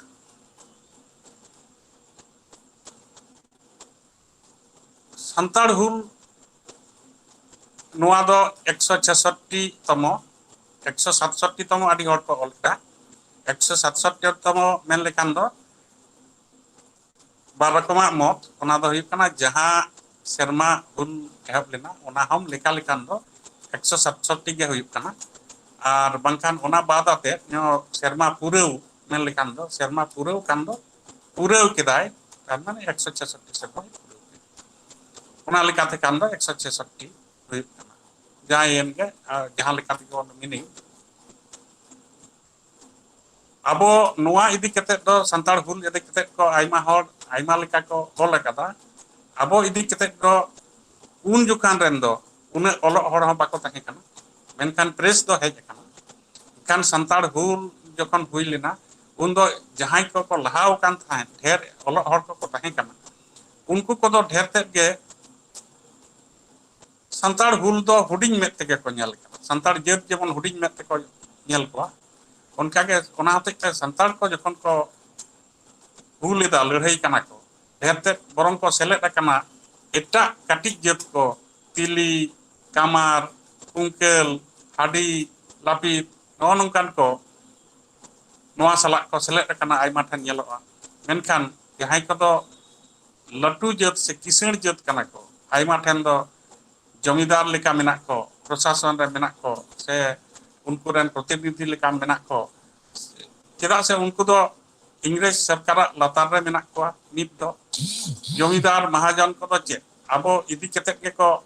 जमीदा को किछु दो ठोकाव कते बंखान व्यवसाय कते मान कते को जमीदा अबो ठेन खन के पैसा हताव कते ओंडे खन को जमीदा मेनखान नुको जदि को हुल लेखान आलादा कते के नुको शासन भार इमा को कान जतो मेनखान आरो दो को इमा बुना ता हुल रेना हो इतिहास मेना आइमा उतर जखन नोडे खन नोआ एरिया खन हो गदा गदा हजार हजार लाख लाख हर हानते को चलाक कान ताहे जहां दो नितो गुरु दिसम ओना को मिता कान ताहे पोरते दामिनी को युतुमादा इंग्रज को दो पोरते संताल परगना होइना नितो झारखंड पनत ना जहां दो मिना अडी मारांग जायगा ते नोते खन दो अजय गडा पारम चलाव लेनखान आइमा खेत हासा ᱧᱟᱢᱚᱜᱼᱟ लैया को नोते आइमा हरकेत तलाते तहन खान दो ओनते बन चला पहिल दो भागी लेकाते ओना धारे रे खेत बद बनाव काते बुरु मा सपा काते खेत बद बहिर बनाव काते ओनते रे बन कमी असुलुआ शांति आते बन तहना रस्के सला बन तहना ओना के मारंग को लई मने तहन अब हर दो मेनखान जतखन मारंग दो हेजना जे नुकु जेमन महाजन को उनको तो हर आते के व्यवसाय करते असुलो हुई तक एनखान मिट ठेका उनको तो जेमन नुकुआ चास आलो हुई उना गेतो को खोजा और बंकान चास हुई लेन खान उना नष्ट तको उना गेतो को खोजा एनखान इन ठेने दड़ी जुआ और हतावाय हा रिन और मिट ठेका इमाई कलम दो आरो मिट ठेका हतावा और मिट ठेका दो आरो ऑल के तहना चेदा से उना रेना सूद के आरो बात ठेका गान हुई का आदो उना दो जतो दो बाय हता रुड़ा बरम और उना दो बछर के ऑल दिया आदो उना दो वंश परंपरा बरम उना रिन दो चला उनका के जमीदार को आदो जमीदार आगे इदिया एनखान के तो उनिहा आरो भाग तो चेतन हाबी भेजाया और बंखान दो आदो चेतन रन इंग्लिश सरकार एमान को नुई आते के हता हुई तक आदो उनी की को सपोर्ट किया उनको तरफ रे उनकान काटिक मारंग राज मिना को उनको हो onte के विचार आचार हो उनका आदो नुनकान अवस्था रे नुना जखन जतो सेन खन के जमीदार को महाजन को दिकु को इंग्लिश सरकार पुलिस प्रशासन विचार रे लालिस लेन खान उनको आते के जहां ठेन के जहां धारे खन विचार ना उनी तो प्रभाव रे न्यामा टाका पैसा ढेर न्यामा एनखान उना धारे के विचार तो चला वकील मिना को जतो किछु मिना को तको तो उनको तो अदालत रे तो उनका का को विचार एनखान आबो लागि तो कोई हो बाको एनखान भूल छाड़ा दो चेक अबो हर को को बडाई गया शांति रे तहन हर मेनखान शांति रे बांग तहे कते लड़ाई लेखान बंदूक गुली सामान हेज लेनखान चेक परिणाम दो हुई दाड़े ओना माय हराव दाड़े के गज दाड़े के मेनखान एनहो लड़ाई तो हुईबा एमनी तेगेम गुजुक काना जखन तो लड़ाई मा हुई ओना कते ओना हते ते लड़ाई रे को आगो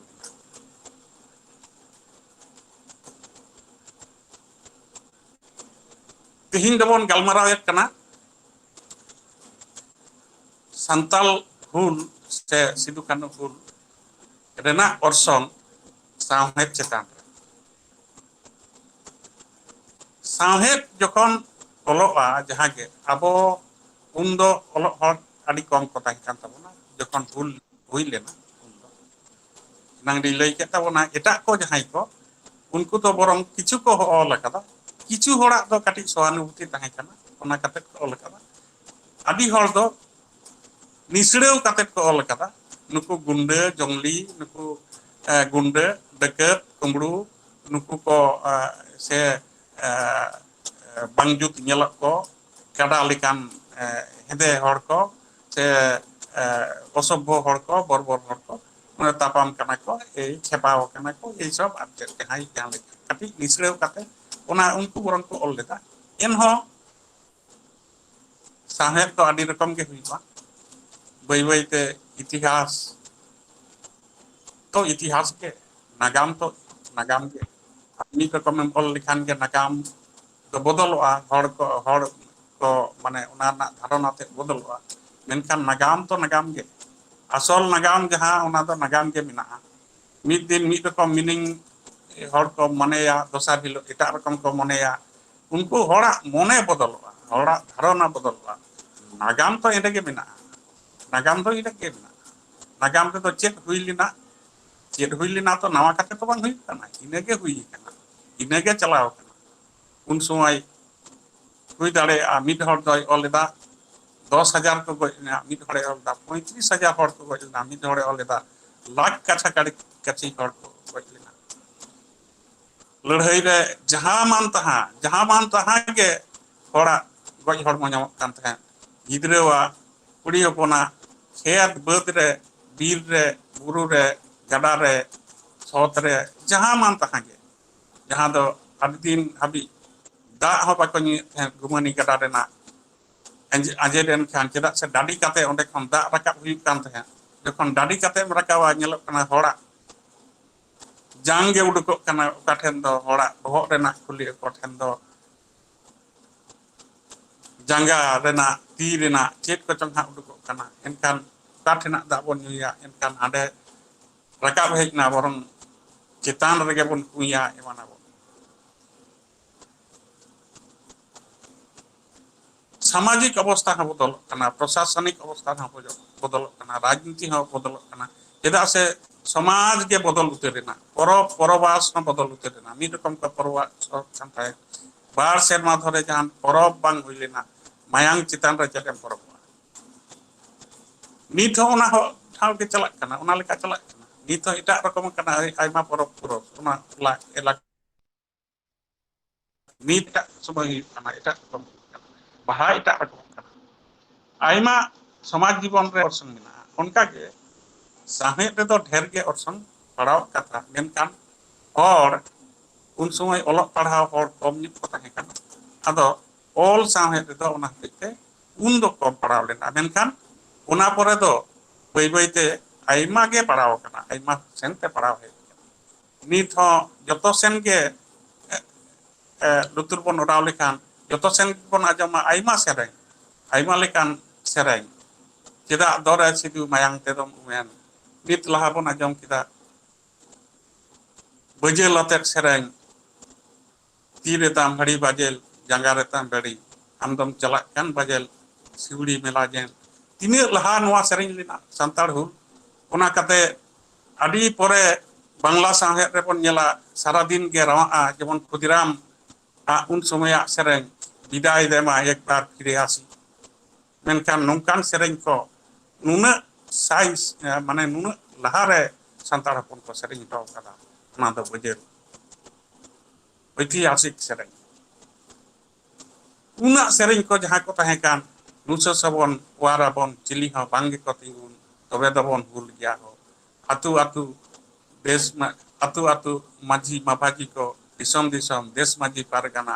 दु बन दारांग बन चिली हो बांगे को तिंगुन तबे दबन हुल गया हो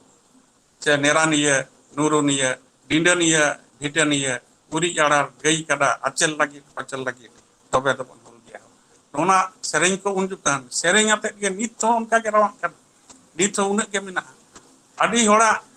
उन जुखान के कलम आगो लेना जहां को कम कम रे अलग पढ़ा को सनाव मेनकान ओना परे जहां तिने की कवि लेखक का है कान तबना जहां तिने आयमा कवि लेखक नितो संताड़ी साहेब थेन हारा बुरु कना जतो सेन को बन कयक मा जतो होड़ा साहेब रे जहां बांग माने जतो होड़ लेका के अडी कम के मिना को व्यतिक्रमी द जे फूल खन इते बांग हताव काते से हुल काटी हो आया कलम ते बाय जादगो कदा से आया साहेब रे बांग रका भेज कना इनते सेरें ओनलिया हु ओनोढ़े ओनलिया हु गायन ओनलिया हु नोवेल ओनलिया हु जहानी ओनलिया के हु जे ओनिया दो काटी रे हो मिना केते बांग्ला ओनलिया इंग्लिश ओनलिया जहां को ऑल कदा को गवेषणा कदा को बांग्ला रेन हो आइमा मिना को उनको हो होय को हानते नाते कदा आको काटी काटी आको आइडिया लगाव कते किछु तो को एम इदी कदा मेनखान ओना हतो साहेब कना उनी हो ओना हाय कुरुमुटु कदा बांखान ओना सब रका के चेष्टाव कदा ओना हो अडी मारंग कथा के तिहिया नोआ गलमाराव रे हा ओना के ओडे ओलपात बन आजम योगा नोआ इन्फ्लुएंस से orson चितान रे नुकु गलमाराव को बन नाम का मानतान महादेव हांसदा शिबू सोरेन बादल हेम्ब्रम मदन मोहन सोरेन वीरेंद्रनाथ हांसदा खेरवाल सोरेन सानाम को के मानतान हर कना को ओनलिया हर कना को जतो के आयमा पुथि को को लगा तमोना हर को को नाम करा नुकु हा मिते aqua topik चितान रे को हाईलाइट को ओना चितान को गलमाराव दिया बना को आर नोआ गलमाराव चितान रे हा सब रकब हिजु जेलिका ओनल चितान रे दो जेलिका इतिहास जहां को कोला ओले कदा को गवेषणा कदा को नोआ को इतिहास ओलेदा को नित प्रबंध को ओलेदा से काटिया ऑल को सेनाना ऑल को तो नुने रकम ऑल को मिना जस्ती काते तो गवेषणा टाइप रेना ऑल अडी उतर हुई कना इतिहास लेकाना ऑल को आइमा हुई कना पाइल सेन दो बांग्ला रेना किछु ताहे कना santar ko ko ol kala bangali ko ko ol kat dia kichu do santar ko do jeleka santal kono সংগ্রামের ইতিহাস Eden Baske English te un somoya rebon nyel nyama noy ko je annals of rural Bengal bangkan do santal insurrection kan puti ko aima ge mina jaha kon do hul na ite hul na sandes pon hataw daria sandes hataw tena do aro district gazetteer seman te aima ge mina menkan samhe rena puti ko se itihas na puti ko no etak ko kon hon noa kore kon abon hataw daria ya aima mina drama on kage gayan ho nyel ma pahil aboa sahet do jotokon dher do olok kan tehen ehop chen do gayan ar sereng ar kobita hon dher ke olok sereng ar gayan do public ten bin olok padhaw hor ten ho algate setarok ganoa chalak ganoa ona hatei te ona do dher nyok ge chorcha santari reho ona do dher ge chorcha okana pahil sen nyelok kan te jemon 70 দশক 1970 ki 75 ona dhare ona laha kodo gayan jemon abo aima sen gayan do adibasi ko metak kan ar abo jahan ten ke gayan uduk rena hora jemon kora pon ko ge kuri pon ko sajok kan te ar ko enek sereng ko man tentai nungka lekate udugok kan the to dherte bishoy bostu to taher kana jemon diku koa follow kate mit paten do ona do jasti kate ramayon mahabharat kon kichu patha taw kate ar santar hul bangkan birsewa ulgulan no ono kon kate ado birsewa ulgulan kon ho aimagan kan ten ar sidu kana hul kon aimagan ado ona na mimitan part mimitan ghotona hinenia idi kate aima ten gan do udugok kan te ado uduk to tahle olok kan te katik gayan sena gayan aima ge mina pahil do charity ge udugok kan te ar pore to ticket system hui deina unnoti hui deina pahil sen do puthi ko ko ole tahen kan bako chapayet tahen ado jahay gayan nyela ko ona ko ge nyel kate ge dher dobon badai tahen menkan chapa do babon nyam tahen boi boi te chapa ho aima utar ke chapa kana gan puthi ko to unka ge kahani ho aima lekat ko gan ga akada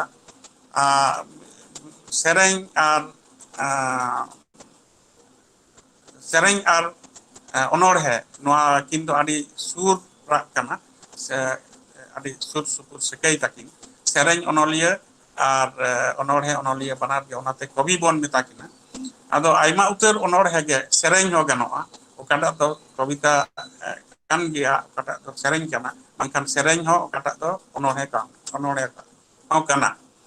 to onor he do ado uni do un somoy all kate je chapa hoyto bai chapa okada bang chapa সম্ভব hui kana bangkan bai chapa okada ona hotete onore putil kato babon barai kata menkan aima nit ho aima hora joto hor aboren do kobi joto hor lekage joto kobi lekage ako puti re mitang bang biken hul chetan re onore do menak dia nyuma onore ko nyum nyamo onore ko menak sering ko menak novel ko aima olekana un somoy do jeleka kichu novel bon nyel dekan nyum nyamok novel ko jaha ko do noy Harmas village jaha do English te tahe kana santali te do Harmawa atu anubad kana unka ge nyela bon chotra desh machi na katha unka ge bangla re pore dhap re pore sen do sidu kanu dake se Vognadihir mate bangkan do salgirar dake noa ko se aima ge ononno bonni aronnok noa kore ho noa chetan noa ye chetan re santal kon un somoya se ona चेतान रे discuss करना किछु दो हुई दाड़ेया किछु जायगा रे दो बांग जुक्त लेकना से जुक्ति ओना जुक्ति रे बांग हुयुक करना जेलेका नासेना इन लेया खान जेलेका अरण्य बिबुतु मिसना marang उपन्यास करना बिबुतु मिसन बन पड़ाया नुआ रे हबन ñel ñama जेलेका घाटशिला सुर रे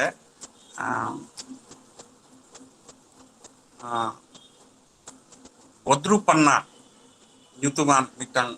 raja tahe kana ado dhiri mena dalantai ar hopon bohok tiduk kate bolon huipa una nanha duer anit ho menak gea ar unai jokhon mane novel oleda unai ra in chalawena ari nyela kana gaya gupi kana ar haraw kana lerhai kadai ajma ar haraw kana santal hulre ado noa kodo किचुदा कल्पना कना हुई दाड़ेया आज दो base मेते आया में दो के लेई का दो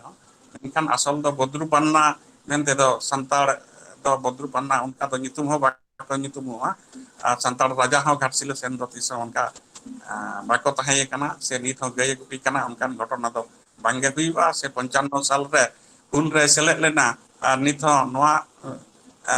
नोवेल ओलोक कान हाबी उनी दो जेल के मिनाया अरे गई कना नोआ हो कल्पना ते हो ठीक उनकान कथा दो बांग हुई कथा उनका गे नोय बन नेला जे अरण्य बन्ही जे भगनाडी खने उडुक गटना आर बीर रे बलयनाय आर ओंडे खन के हगत किदा आर लिटी पाड़ा ओंडे खन दो जे लिटी पाड़ा खने दड़ उडुकिना मिटांग कुड़ी हपन और उनी के परते तो बाहु केदेया से ᱧᱟᱯᱟᱢᱤᱱᱟ ᱠᱤᱱ माजे माजे को ᱧᱟᱯᱟᱢᱚᱜᱼᱟ ᱚᱱᱟ ᱵᱤᱨ रे ᱦᱚᱦᱚ ᱞᱮᱠᱷᱟन ᱜᱮ ᱮᱸᱰᱮᱠᱷᱟन ᱟᱣᱟᱡ ᱦᱮᱡ ᱜᱚᱫᱚᱜᱼᱟ ᱱᱚᱣᱟ ᱠᱚᱫᱚ ᱠᱤᱪᱷᱩᱴᱟ ᱡᱮᱢᱚᱱ जे किछु कल्पना काते नुका तो आर बांग हुई गदोआ जे लिट्टी पाड़ा हुयुक कना भगनाडी खन कम से कम 70 किलोमीटर संगिन रे बजेल जहां ठन उडुकना 100 किलोमीटर खन हो ढेर संगिन बजेल ओंडे खन तो हॉ लेखानी नोडे खने हेज गदो हा से ओंडे खने साब इदी गट केदेया नोडे अटक गट केदेया लिट्टी पाड़ा रे को साब गट केदेया आर ओंडे कटी दड़ उडुक गट नाय आर मिडहर जे ओंडे को हेलेज गट केदेया ओनागे 5 कठिया ओकारे 5 कठिया हाने भगनाडी सुर बारहेट बाजार सुर रे तो नोआ कदो माने मिमिटेन आज nyutume ñam kada hoyto are Kalpana kada are em kada menkan नोआ कदो इतिहास ऐतिहासिक चरित्र चेतन खने हलांग का रहे ओना साला आइमा नोआ रे को एड खाट कोआई आइमा चरित्र को नुकु को दो जेमन ऐतिहासिक चरित्र लेकाते दो अब दो बांग हताव लेका के पागिया आ नो नोआ तार माने के इन सुर रे जे नोआ को एक्चुअल पिक्चर रे हो ताहे कना उनका दो बांग हताव के भागिया ओना को मिटिन बेस काते ओना को जे घटना হয়তো কিছুটা তো মেনা ওনারে অনুরণ বহরে বীর সেঙ্গেল মেনতে অনুবাদ আবো সান্তাড়ি নোয়া কো আইমা পুথিবন জামা মেনকান যত তো অথেন্টিক উনকানা বাংকানা আইমা ঠেন তো কিছু জায়গা তো অথেন্টিক কিছু হর তো আলাদা পুন বইহাগে মিট সাথে কো সাবকে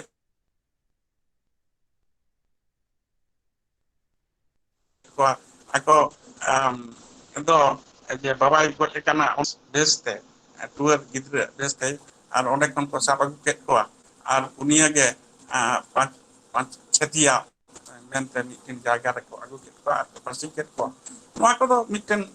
जे कल्पना काते बांखान आजम काते बांखान दो जहां कोन के आज मेते कोय हो बाको ओलिदा बांग ᱧᱟᱢ kana ᱤᱧ नोआ दो नुका ᱚᱞ ᱜᱚᱫ ᱠᱟᱱᱟ ᱨᱮᱠᱟᱱ ᱦᱚᱲ ᱠᱚ ᱵᱟᱲᱟᱭ उनकान कथा को बांग kana जे नोआ को मिमिटान कोन घंटा लेखान अथनते ऐतिहासिक दस्तावेज को उन समय नोआ बांखान उन समय पुथी को आइमा एक्चुअल दोन नाम गया बांखान ओना इलाका रे प्रैक्टिकली हो हर चलाव दरकार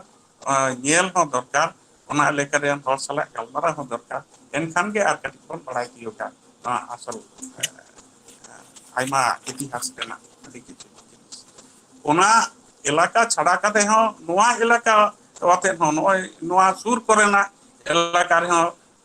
ओना को इदी काते हो सेरेंग हो रावा गया मिदिनपुर दरबार को चला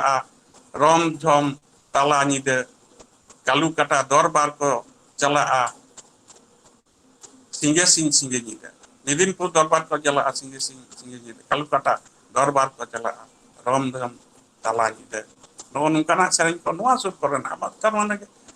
नोडे कौन Alang रना nyutum payo bangi rakap den sing ide ko dorbar kabar kita nuna kichu समस्या होते मेनखान अलंगा समस्या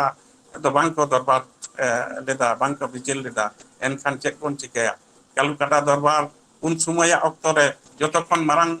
Kalukata dorbar rena অভিযান পদযাত্রা Kalukata mente do Kolkata un Kolkata do Bharat rena rajdhani tahe kana আর নোয়া সময় রেনা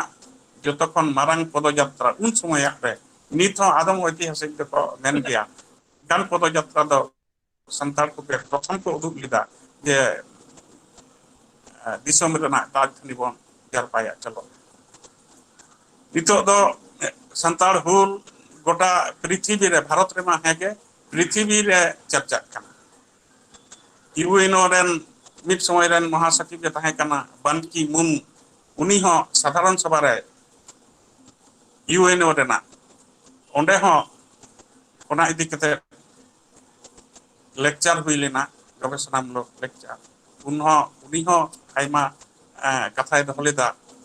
मन एम कते के आर उन रेना ऑप्शन लेना जे एक्स ओना लेकाते के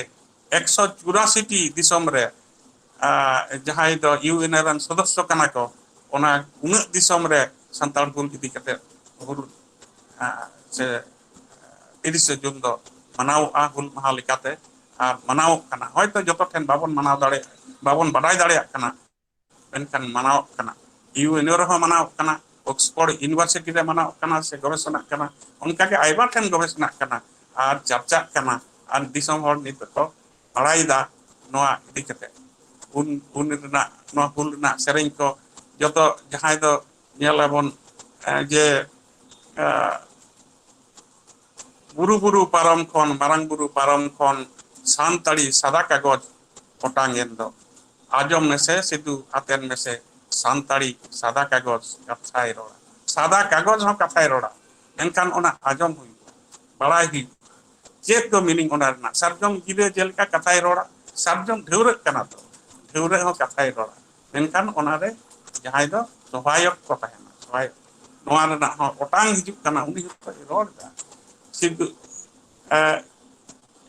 चांद भाई घोड़ा ऊपर सिद्धू कानू खुड़कुड़ी भीतरी रे देख से रे चांद रे भाईरो रे घोड़ा भाईरो रे मुरलीने मुलिन घोड़ा हो कथाय रोड़ा घोड़ा हो तो रादा उनी हो बुझ दाड़े चेक चक बुझ लागी काहू किसनी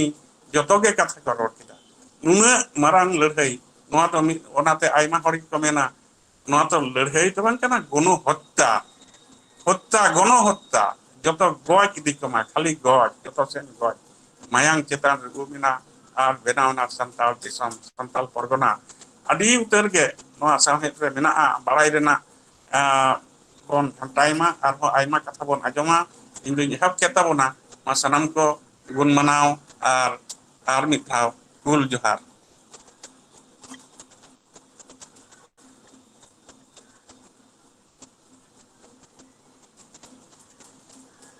तो बन आजम किदा हुल महा दिकते ते हुल दिकते तेई खुती के तबनाय मानतान रूपचांद हासदा गमके अडी दामान कथा बन आजम किदा आयमा मुरुक कथा कोय खुती आजमा कोना ओना लेकाते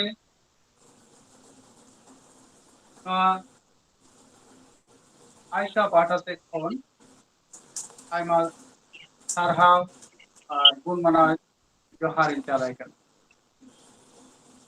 नितो नोडे सेटर कान तबनाय मानतान महादेव भाषा गमके उनी नितो आतंक दाराम हुयुक कना ओना साथे आतंक दाराम को हुयुक कना जहाय नितो आरो गो आवरन ᱨᱚᱯᱚᱲ ᱚᱱᱚᱞᱤᱭᱟᱹ ᱚᱱᱚᱲᱦᱤᱭᱟᱹ ᱟᱨ ᱟᱸᱡᱚᱢᱤᱭᱟᱹ ᱠᱚ ᱥᱮᱴᱮᱨ ᱟᱠᱟᱱᱟ ᱥᱟᱱᱟᱢ ᱠᱚᱜᱮ ᱫᱟᱨᱟᱢ ᱠᱚ ᱦᱩᱭᱩᱜ ᱠᱟᱱᱟ ᱱᱤᱛᱚᱜ ᱫᱚ ᱟᱵᱚ ᱛᱮᱦᱮᱧᱟᱜ ᱟᱠᱷᱲᱟ ᱛᱮᱵᱚᱱ ᱵᱚᱞᱚᱱᱟ ᱛᱮᱦᱮᱧᱟᱜ ᱥᱟᱛᱟᱢ ᱛᱮᱵᱚᱱ ᱵᱚᱞᱚᱱᱟ ᱛᱮᱦᱮᱧᱟᱜ ᱥᱟᱛᱟᱢ ᱫᱚ ᱦᱩᱭᱩᱜ ᱠᱟᱱᱟ ᱥᱟᱱᱛᱟᱲᱤ ᱥᱟᱶᱦᱮᱫ ᱨᱮ ᱥᱟᱱᱛᱟᱲ ᱦᱩᱞ ᱨᱮᱱᱟᱜ ᱚᱨᱥᱚᱝ ᱢᱮᱱᱢᱟ ᱱᱚᱰᱮ ᱠᱟᱹᱦᱱᱤ ᱨᱮ ᱰᱨᱟᱢᱟ ᱨᱮ ᱥᱮᱨᱮᱧ ᱨᱮ से अनढ़े रे एमान करे जहां ऑर्सन ता बन नेल कदा ओनागे ओड़े और पात को टुटिया बना नितो अब महादेव हांसदा गमके दाराम साव सावते उनी दो आरो नो आखा तगे दुदलाय कनई नु दो न्यू हलां ओनलिए कनाय प्रबंध कारखानाय इन साव सावते नुई दो पाठान साथा पड़ियो कनाय नुई दो नाम कदिया पश्चिम बांग्ला पनत रेना पुरुलिया जिला को मानखान गमके नते सेटेरो तबन में आकाते अरे दूदलाम कना नडे कडी जलाइन लेगो तबना ऑक्टो दो कडी बोन दिसै मा ऑक्टो इतना गैस मोड़े मिनिट मेनवा 15 मिनिट 12 खन 15 मिनिट भीतर तेगे अब ऑक्टो बन हता मा नोडे मेटन का रिंगटोन बजाक कना जे अब ऑक्टो बाउन बुझ दरेया ओना रिंगटोन मेटन आजम मगन एडा का गेबुन बुझ दरेया ओना 13 मिनिट माथा रहा कान करेया मान खान तेया आखरा एतो बना तेया सतम चितान रे पहिलो गालोची सेटेरो कान दाबना यू माला मनलिए मानतान महादेव हांसदा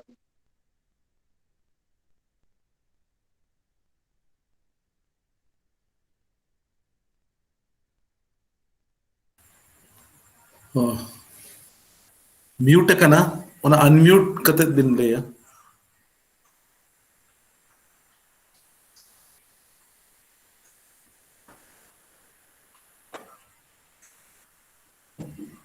मानतान हांसदा गमके ओडे ओने रिंगटोन ता बाय जम कना ओने म्यूट कना ओने कथा बाय जम कना ओडे म्यूट ओने स्पीकर ता कडी ऑन में मानतान महादेव हांसदा गमके ठीक कथा बाय जम कना ओना म्यूट कना म्यूट करना आमा नितो नितो आजमो करना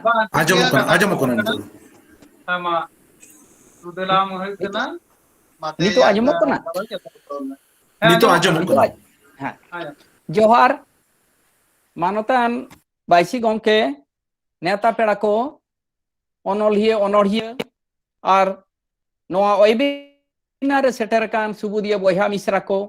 सानाम को हुल जोहार तेहेन दो 2 जून हुल महा संताल हुल रेन बीर बांटा मायाम गोहा को उयहरते गुण माना सारहाव और जोहार चाल कते मीत बार कथा हुल बाखराते लिए रे इंक्रुमटुई ताबोना हुल दो तीस हो आचका दो बांग हुयुआ आयमा दिन रे हेतेल गेंजेल रोडोज कोचलोन नाहाचार होतेते पुंजी याकान हिरख ताफिस और एदरे खोना जुल गोदो सेंगेल गे कना हुल दो संताल हुल बखरा हो इन कथा गे तीन दिन चला कना उन गे संताल हुल लईते बाडाय रे साना दो ढेरोक कना ओना ऑक्टो रे खबर कागज डिस्ट्रिक्ट गेजेटियर्स जुडिशियल प्रोसीडिंग्स सेरेंज और होड़ा मोचा खोना आजम कथा से तथ्य खन गे बाडाय कना हुल रिया नागाम ओनागे नितो चर्चा कना मेनखान ढेर तेट कथा गे नित हो बिन बाडाय गे मेना कदा ओना बिदल रेन आदम अनलिया दो नोंका को ऑल कदा संताल हुल दो ताहे कना जमीदार महाजन और पुलिस को रोडोज कोचलोन अनाहाचार बिदुरे लड़हई इंग्रेज बिरुद्ध रे दो बांग आरो आदम को तो ऑल कदा संताल हुल दो ताहे कना चासी को हुल से कृषक विद्रोह मेनखान संताल हुल जे ताहे कना भारत रे पहिल उतर फुरगल लड़ाई नोआ सारी कथा मेमेन दो नित हो आदि होड़गे रेबेन बानुक कोआ मेनखान सारिया दो तीस हो उकु बांग तहेना मिद दिन बांग इनमा दो सदर ते हो सदर गया हुल सेरेंग रे लई कना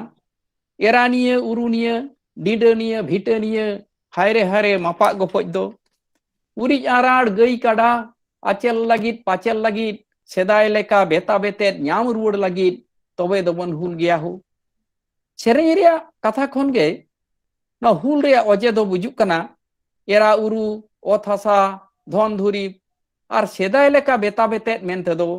फुरगल रे लड़ाई गे कना नोआ हुल उनका गे और मिटन सेरेंग रे मेना उसस बन वार बन चिली हो बाको तिंगुन तबे दबन हुल गया हो दिसम दिसम देश माझी पारगाना आतु आतु मापाजी को दु बन दानांग बन बांगे को तिंगुन तबे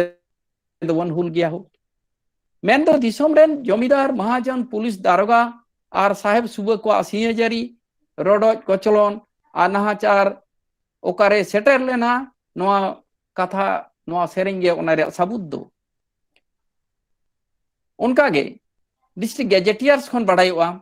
1838 साल रे दामिन रे जहां रे खजाना ताहे कना सेरमा रे 12,000 टका 1851 साल रे ओना दो तिंगुलेना 43,919 टका sir William Hunter annals of rural Bengal पुथी रे ऑल कदा खजाना टका जोड़ लगित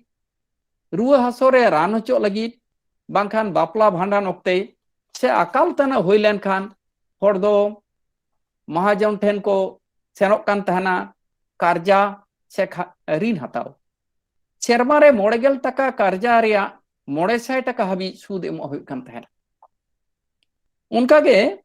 हुड़ू खान दो मिद बिस हताओ लेखान बार बिस पे बिस मोड़े बिस हबी सूद एमो हुई कान तहना और बांग एम दाड़े खान दाल तोल थय लेबेट मा मिना गे ओत हासा मिहु मेरम थारी बाटी हो कोसी बड़ी दिए तहना ओना होते तगे हुलगिरिया को परवानेर को ओलेदा महाजन को पापी जमीदार को पापी और साहेब को पापी कना को ओनाते नुकु बिरुद्ध रे हुल दो पाप बिरुद्ध रे हुल धर्म रिया हुल सान्ताली ओनल साहेब रे नोआ हुल रिया अडिगान और पड़ाव कना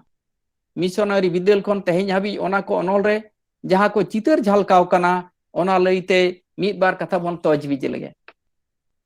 रेवरेंड एल.ओ. स्क्रेप्सरूट से केराप साहेब बा ओल हड़ कोरेन मारे हपड़म को रेया कथा 1887 पुथी रे जुगिए हड़ में लई कदा महाजन को तो कटी कटी पहले ते को एमा लिया और ढेर ओकोज को हतावा बछर रे चास दो उनको गे को चबा इदिए तालेया ओना तो बांग को साड़लेन खान गुलाम लेका आको ठेन मिद बार पहले ते एरा हपन खटा हुई तालेया जुगिए हड़म दो नौका हुई लई कदा खान गे सिधु और कान्हू किन हुकुम किदा राज और सौ जोतो बन गोज चाबा कोआ दिकु दो गंगा पारम ते बन लगा डिगलौ कोआ एंडे खान अबुआ राज हुआ उनका गे राया सोरेन दो छोटराय देशमाजी रे कथा 1917 रे ओल कदा छोटराय दो मुर्मू हड़े ताहे कना आज बाबा दो बेनागडी आतु रे कुडुम नायके और पारगाना चाकलादार होय ताहे कना तो उन दो नुया उमेर दो ताहे कना गेल मोड़े सेरमा लेका नुई छोटरा है हुल रे सेले लेना पुथी रे हुल और हुल तायम रे कथा जेल को ओल कना उनका गे उनिया कथा रे छोटरा कथा रे मी बार एतम को दो मेना कदा ओना दो नितो नेल सुधरो रे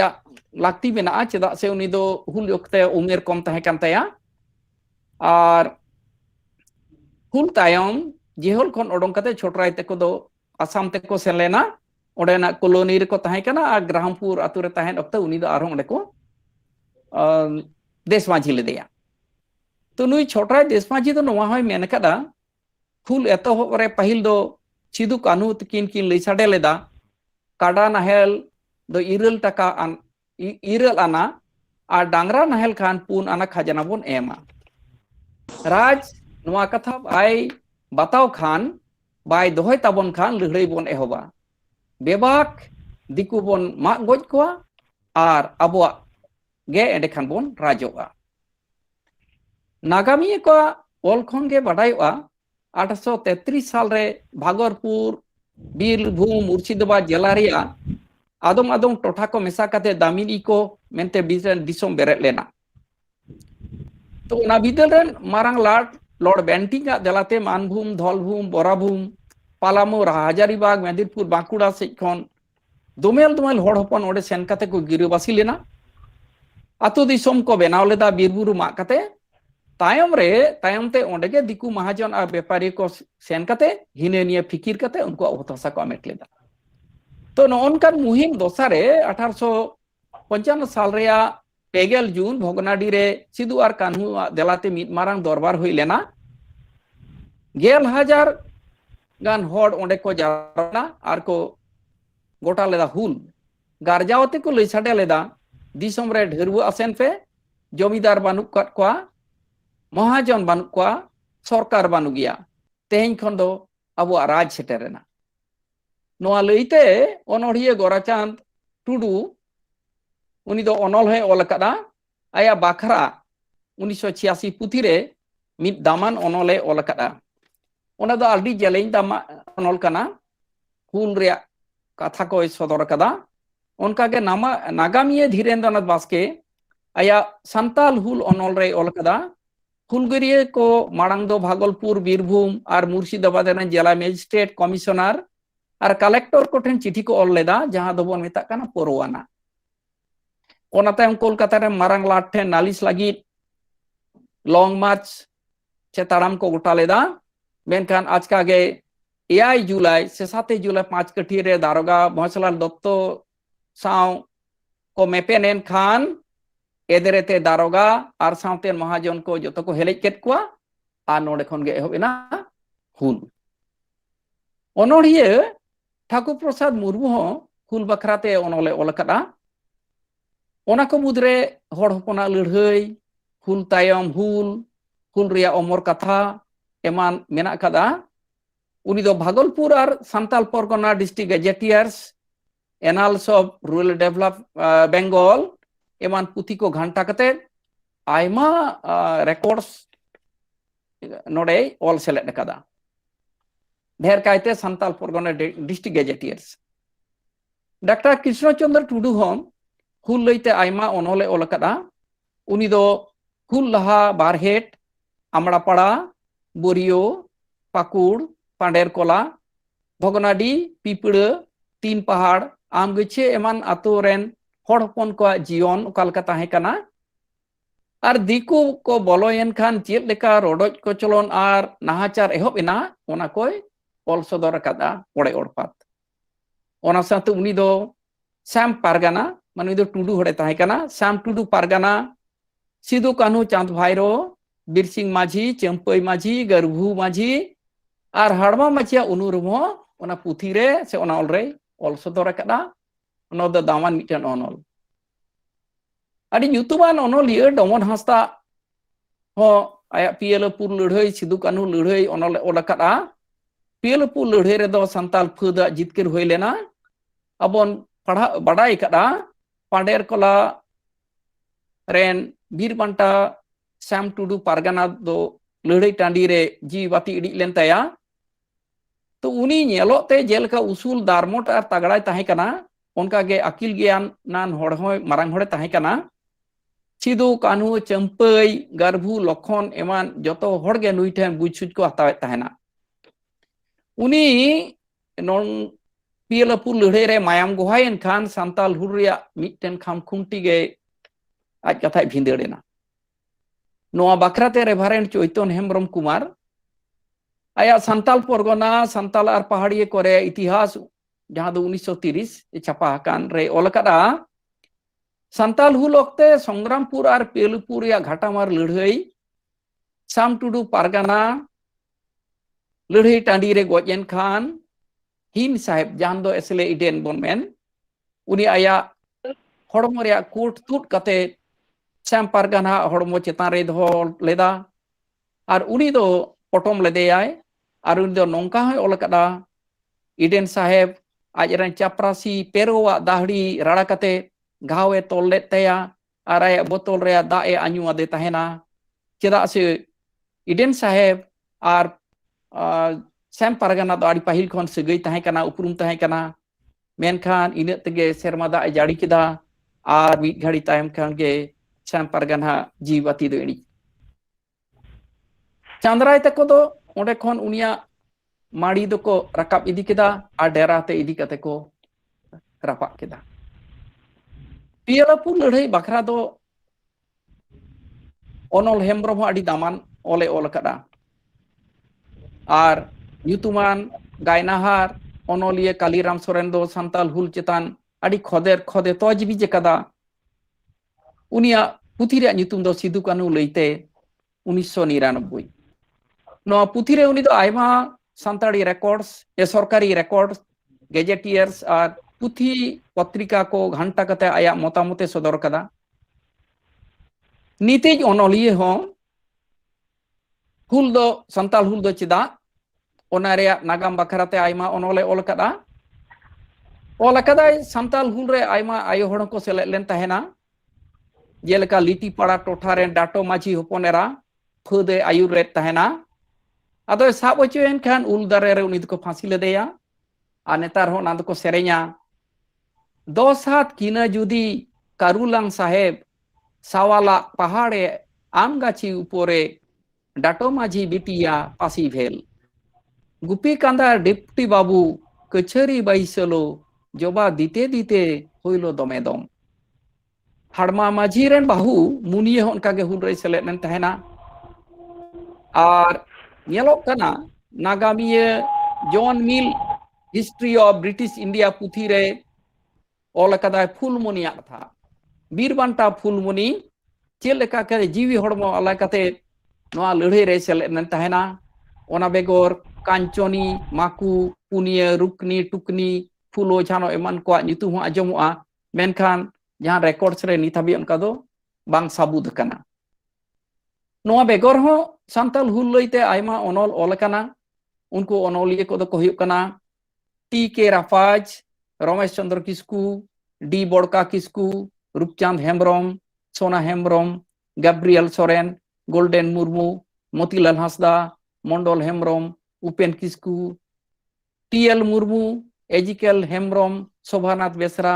एमान एमान आयमा आरो निया जुकाय ओनली को आदो तेहेኛ कथा नोआ हुल चेदा ओनल दो तजबीज लिखान आर खोदेर खोद लिखा अडी जलेजोआ ओंते दो बैलेया संताल हुल लईते आरो तजबीज से खोदरो दरे लागती मेना कदा जेलेका तारापदो राया संताल रेबेलियन डॉक्यूमेंट्स जदि बोन नेला 251 गोटे हुलगरिया nyutum मेना जहां को दो सिवड़ी जेल रे रिकॉर्ड्स मेना नुको भितरे पे हर छिड़ को नाम लेदा 248 हरा जेल आर सासेट हुई लेना हांडे Hazaribagh jail Bhagalpur jail Siuri jail खन एहब कते मानभूम जेल म्यांमार रे आकिया जेहुल हाबी नुको को कुलेट को तहना कते चांद आर भाई रहो ओडेगे ना जेल किन सेन लेन तहना मेनखान ओडे खन रुड़ कते किन ओकाया बाडाय बानुआ कोई दो मेना आसाम किन सेनेना मुचेद जेन दो अंतर किन खडाव कदा अदो तजबीज रे मी बार कथा दो नोंका आयमा ओनलिये गे नोआ दको ओल कदा ये सिदु कान्हू ते कोना बाबा nyutum दो कना चुनु मुर्मू मेनखान 20 डिसेंबर 1855 साल रे जुडिशियल प्रोसीडिंग्स नंबर 83 रे ओल कना उनिया nyutum दो कना नारायण माझी सिदु कान्हू ते कोना बाबा nyutum नारायण माझी कोर्ट रे रिकॉर्ड्स ओना रगे आरो ओल कना कान्हू दो मारांगी कनाई मेनखान आरो एटा रिकॉर्ड्स दो सिदु गे मारांगी को उदुक कदिया उनी सिदु नेलोते चेल लेका तहे कना ओना रे वर्णन हो मेना कदा जुडिशियल प्रोसीडिंग्स नंबर 25 अक्टूबर 1856 रे Sidhu is tall long hair and rather light colour for a Santhal मेंदो सिदु दो उसूला आर भो दो जेलेंगे तया उनी दो संताल को लेका हेंदे दोय बांग कना मेंदो तेल सामार कनाई बोया को मुदरे सिदुआ गे बापला हुई लेन तहेना और ओड़ा गोमके ᱧᱩᱛᱩᱢ ᱛᱟᱦᱮᱸ ᱠᱟᱱᱟ सुमी हपन दो बारिया किन तहां कना उनका का सिंधुआ फांसी लईते हो आयमा रपाचा मेना कदा बड़ाई कना 19 अगस्त 1895 साल रे भागलपुर घसियड़ी रे सिधु दो मेजर सार्कबाट ठेन साब चलेना इंग्रेज रेन इनफॉर्मर से चोरदोय तहां कना मुनिया माझी टाका लोभते सिधु रेन आयमा गाते मुनिया माझी सुना सुंदर भोगान पारगाना एमान हो नोआ जोग साजस को सेलेद लेना 23 अगस्त 1895 साल रे जुडिशियल प्रोसीडिंग्स नंबर 221 रे आरो को ओलेदा सिधु साब काते पुन महा तायम गे उनिया बिचार एहब लेना भागलपुर सेशन जज कोर्ट रे ओडेन कमिश्नर बी डोयल साहेबा 9 दिसंबर 1895 रे रिपोर्ट खन बडायो कना सिधु दो दिसंबर रे पहिल हफ्ता गे उनिया फांसी हुई लेना मेनखान ओकारे चों बांदो बाबूपुर बांदो बारहेट बांदो पांच कटिया बड़े दारे रे से ओकारे नित हाबी नोआ लईते आबार खंदन हुई तबना कानूआ फांसी दो 1856 साल रे 23 फेब्रुआरी भोगनारी रे हुई लेना नोआ रे आदो जहां रपाचा बानुआ और चांद भाईरवा कथा तो लईना जेल खन ओकाकिन सेनेना ओना नित हाबी बड़ाई बानुआ नोआ को लईते अब खंदन रे बेना है पुरो देई उनका के बीर बांटा सिधु और कान्हुआ चितर लईते हो अतन रपाचा मेना कदा जहां जहां लेका को दाड़िया कना मुठन से चितर से मूर्ति मुठन को बनावेत ताबोना नोआ दो लेक बांग कना आदि हर बन बड़ाया 23 फेब्रुआरी 1856 रे इलास्ट्रेटेड लंडन न्यूज रे जहां सिधुआ चितर छापालेन स्केच कना ओना दो भारत सरकार ओनागे डाक टिकट रे हताव कदा सदर कदा और पश्चिम बांग्ला सरकार हो हुल रे 100 सेरमा सेसार दो शतवार्षिकी रे ओनागे आंगोच कदा मेनखान ओना चितर या नोआ लेका रे दो नागामिया गोनंग मेना कदा आदो आबोरेन होर तेहेन ओना बांग कते आयमा लेकान आको कुसी मुठन को बेरेट कना तैयारे दाको आ चितर को तैयारे ते ओना सदर हुई कना जहां होते ते नागामिया मिटन चरित दो ठीक बांग हुई कना मुचाद रे मेना हुल महा दो हुल दो परब दो बांग कना उत्सव हो बांग कना नोआ दो उयहर रे दिन किरिया अतांग रे दिन नित हो समाज रे रोडज कोचलन आ नाहाचार दो मेना गया आदिवासी को नित हो अडी लेकान फेरकाटी अपनार ओथासा खन को लगा हचो कना घाने दो डैम ᱧᱩᱛᱩᱢ ते बांदेला ᱧᱩᱛᱩᱢ ते खदान ᱧᱩᱛᱩᱢ ते आयमा आरो नित हो अपनारा आको हक इदरी लगी को बांचा ताही लगी आयमा अनाट हेना गेता कोआ तो जहां आसार कुकमु इन हिल हुलगरे को नेल लेदा ओना दो नित मांग पुरुन कना नित हो हुल दो मेना गया सिधु कानू चांद भोयरो नित हो जीवित मेना का को गया तेहिं दो गे मेना एन आरनासन जुटिया जे अबो मुचे रे कथा दो नोंका कना सिधु कानू तको न हुल सांतार हुल नोआ लईते अब तथ्य चित्र से डॉक्यूमेंट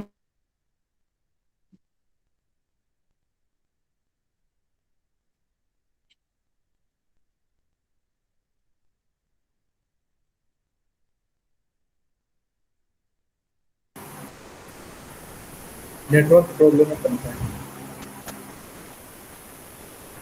लाइक तीना ओनाते दिसोम रे आयमा रिकॉर्ड से नितो मेना अब ओड़ा गिद्र को बाबू मई तको नोआ को खंदरन लेखान दारा के अंदिरे आदि मारांग हुल साहेब बन ᱧᱟᱢᱟ नोआ के मेन कते मा सनम को गुण मना जोहार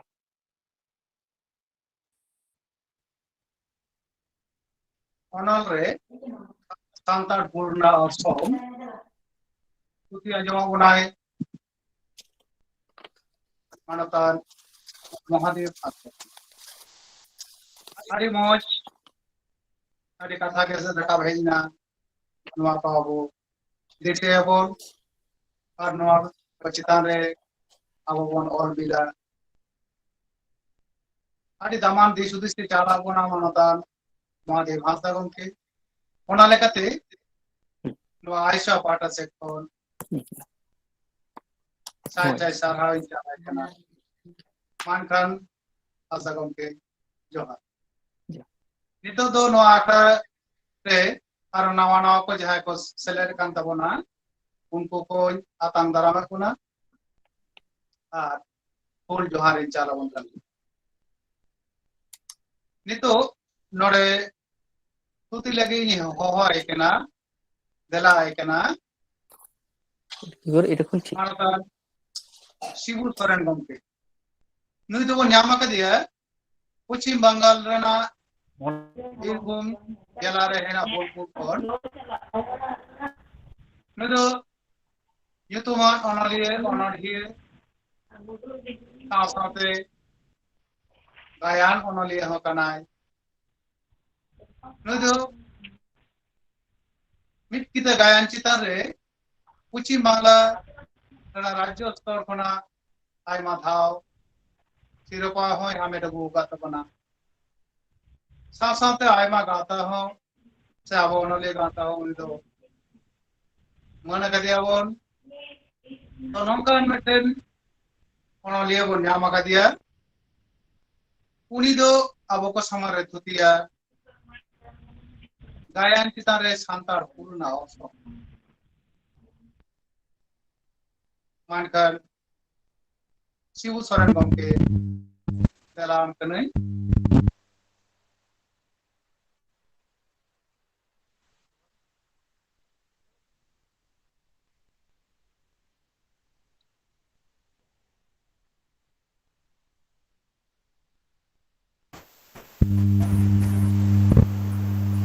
ऑडियो प्रॉब्लम होता है बाय जो कर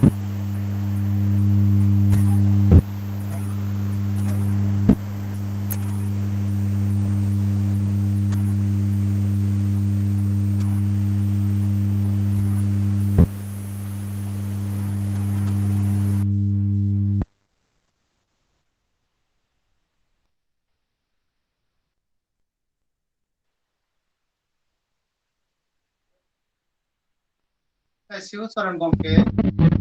नेट ना कड़े प्रॉब्लम है बाय जमो करना मत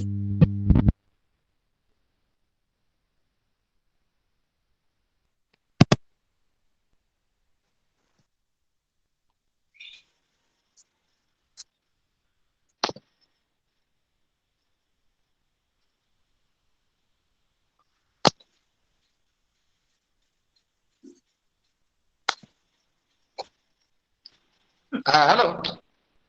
आजमो कना आजम नहीं तो आजम कर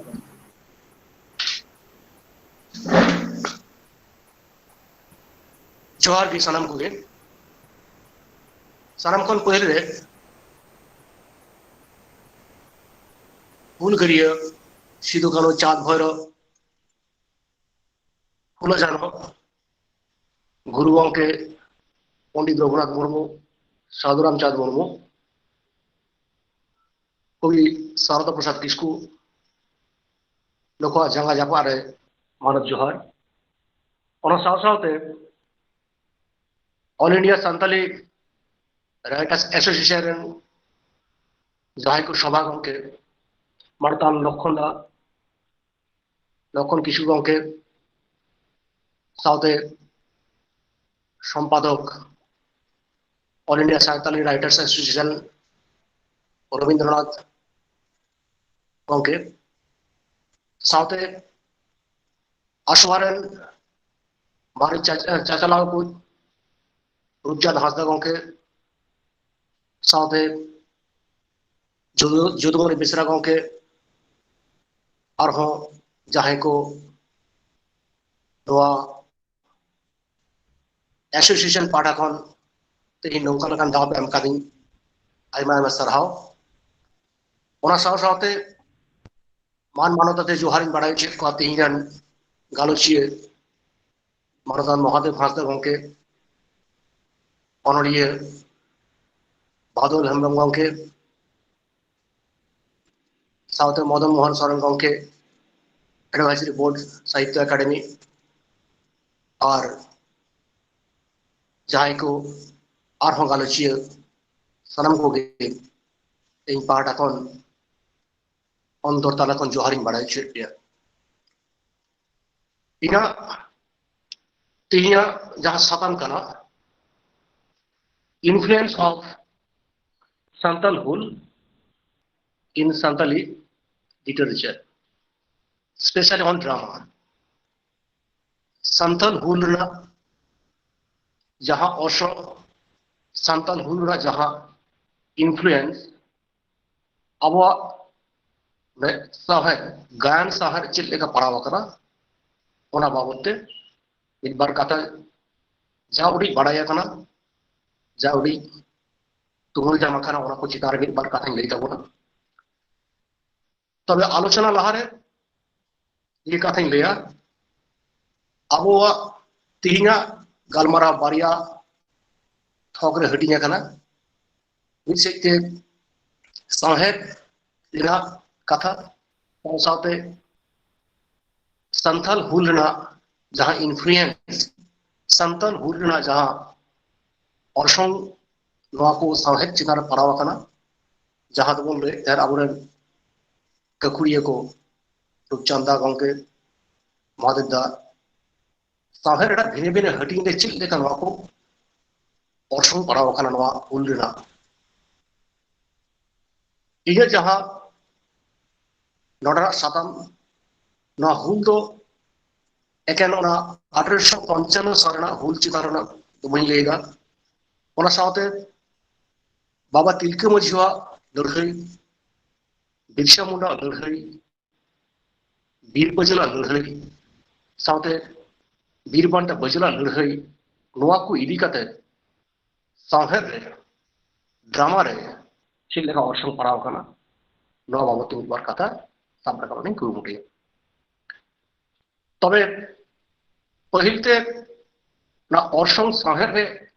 चिल्लेका पड़ाव कना हुलना गान रे चिल्लेका जुरा कना ओना लई लहारे खाटो माचेते हुडिंग माचेते ड्रामा से गायन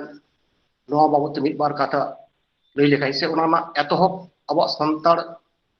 लिटरेचर रे संताड़ी लिटरेचर चिल लेका एतहब लेना ओना तायम दाम चिल लेका नोआ लड़ाई लेना हुल लेना चिल लेका अर्संग हेज लेना ओना मिद बार कथा लई नहीं कुरुमुटेना ड्रामा जहां बन लईना ड्रामा से गायन दो साहेब रा मिद यूम हालंग लेकाना और अड़ी दाड़ियाना अड़ी कना जहां रूपचंद हासदा गंके लेते हैं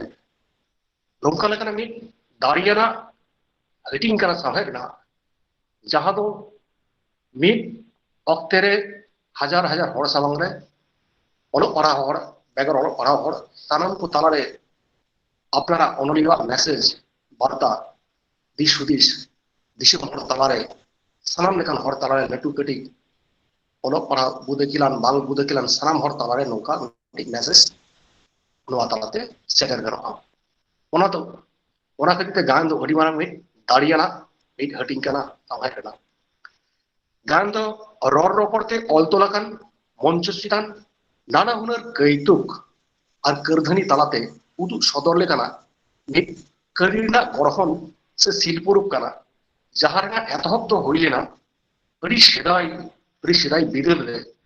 भिने भिने गाताकरेन मनमी कुआ भिने भिने धर्म और सावता अरिया कमिहरा तालाते अडी सेदाई बिदल रे धर्म अरि सावता अरि नोआ कोरना कमिहरा तालाते नोआ गान उदु सदर कना अडी सेदाई रे अदो नोआ गान बाबते ओनले एमएच अब्राहम आया पुथी एक ग्लोसरी ऑफ लिटरेरी टर्म नोरे लेय कदा ड्रामा तो चेक कना उनी लेयदा drama is the literary form designed for the theater where the actors take the role of characters, perform the indicated action and utter written dialogue. उनका के आरहों theatre बाबते से गान बाबते नोका ओलोक कना ब्रिटानिका रेडी रेफरेंस एनसाइक्लोपीडिया नोआर तो ले कना थिएटर दोचित कना ओनारा ओलकना नोका जे theatre is one of the oldest and most important art form in cultures worldwide. While the script is the basic element of theatrical performance, it also relies in varying degrees on acting, singing, dancing, as well as on technical aspect of production such as stage design. তাহলে গেল কানা গায়ন সে নাটক তো হুᱭᱩᱜ ᱠᱟᱱᱟ মঞ্চ চিতান উদᱩᱜ সদর ᱞᱟᱹᱜᱤᱫ ᱥᱟᱶᱦᱮᱫ ᱨᱮᱱᱟᱜ ᱢᱤᱫ ᱜᱚᱲᱦᱚᱱ ᱡᱟᱦᱟᱸ ᱨᱮᱫᱚ ᱜᱟᱭᱱᱟᱦᱟᱹᱨᱤ ᱠᱚ ᱞᱟᱦᱟ ᱠᱷᱚᱱ ᱚᱞ ᱛᱚᱞᱟ ᱠᱟᱛᱷᱟ ᱠᱚ ᱨᱚᱲ ᱨᱚᱯᱚᱲ ᱟᱨ ᱠᱟᱹᱭᱛᱩ ᱠᱟᱹᱨᱫᱷᱟᱹᱱᱤ ᱥᱮ ᱮᱠᱥᱮᱱ ᱟᱛᱮ ᱠᱚ ᱩᱫᱩᱜ ᱥᱚᱫᱚᱨᱟ ᱧᱮᱧᱮᱞᱤᱭᱟᱹ ᱠᱚ ᱥᱟᱢᱟᱝ ᱨᱮ ᱟᱫᱚ ᱥᱟᱱᱛᱟᱲᱤ ᱥᱟᱶᱦᱮᱫ ᱨᱮ ᱜᱟᱭᱟᱱ ᱫᱚ ᱚᱠᱟ ᱞᱮᱠᱟ ᱠᱷᱚᱱ ᱮᱦᱚᱵ ᱞᱮᱱᱟ ᱥᱮ ᱚᱠᱟ ᱠᱷᱚᱱ ᱢᱟᱱᱮ ᱟᱵᱚᱣᱟᱜ ᱚᱱᱟ ᱛᱟᱲᱟᱢ ᱦᱚᱨ ᱫᱚ ᱮᱦᱚᱵ ᱞᱮᱱᱟ ᱜᱟᱭᱟᱱ ᱪᱮᱛᱟᱱ ᱟᱭᱢᱟ ᱦᱚᱲ ᱜᱮᱵᱚᱱ ᱵᱟᱲᱟᱭᱟ ᱡᱟᱦᱟᱸ ᱫᱚ ᱥᱟᱶᱦᱮᱫ ᱥᱮ ᱜᱟᱭᱟᱱ ᱥᱟᱶᱦᱮᱫ ᱟᱛᱮ ᱵᱚᱱ ᱪᱟᱨᱪᱟᱭᱮᱫᱟ ᱚᱱᱟ ᱵᱚᱱ ᱧᱮᱞᱮᱫᱟ ᱡᱮ ᱟᱵᱚ ᱥᱟᱶᱛᱟ ᱨᱮ গান ᱫᱚ ᱦᱮᱡ ᱞᱮᱱᱟ মিশনারি ᱠᱚᱣᱟᱜ ᱠᱩᱨᱩᱢᱩᱴᱩ ᱛᱟᱞᱟᱛᱮ ᱪᱮᱫ ᱞᱮᱠᱟ বিশেষ কায়তে বিংশ শতাব্দী ᱨᱮᱱᱟᱜ 30 শতক ᱨᱮ যখন বন ᱧᱮᱞ ᱟᱠᱟᱫᱟ মিশনারি ᱠᱚ ᱟᱵᱚ ᱫᱤᱥᱚᱢ ᱠᱚ ᱦᱮᱡ ᱟᱠᱟᱱᱟ ᱫᱷᱚᱨᱚᱢ ᱯᱟᱥᱱᱟᱣ ᱞᱟᱹᱜᱤᱫ उनको मिशनरी को कुरुमुटु दिए सानाम खन पहिल संताली गायन साहे रहे लेना जहां दो बाइबल रना कथा जहां दो धर्म रना कथा ईश्वर धर्म रना कथा जहां रे दो यीशु ख्रिस्ट महत्व रना कथा नोआ को आते ऑल तो लेना ओना तो हुई कना जॉयचिर गायन आदो नोआ जॉयचिर गायन दो उनोते इसकाटे 20 शताब्दी ना 30 1930 32-34 ᱚᱱᱟ ᱚᱠᱛᱮ ᱢᱤᱫᱽᱱᱟᱯᱩᱨ ᱨᱮᱱᱟᱜ ᱞᱟᱞᱜᱚᱲ ᱵᱷᱤᱢᱯᱩᱨ ᱱᱚᱣᱟ ᱠᱚ ᱵᱷᱤᱱᱟᱹ ᱵᱷᱤᱱᱟᱹ ᱴᱚᱴᱷᱟᱨᱮ ᱱᱚᱣᱟ ᱜᱟᱭᱟᱱ ᱫᱚ ᱩᱫᱩᱜ ᱥᱚᱫᱚᱨᱚᱜ ᱠᱟᱱ ᱛᱟᱦᱮᱱᱟ ᱟᱨ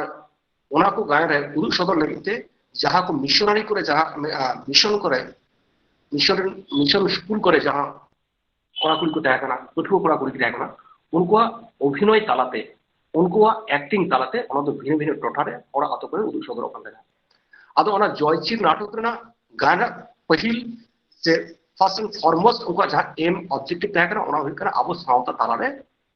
ओना पासनाव आको ईशय धर्म कथा जिशुआ माने कथा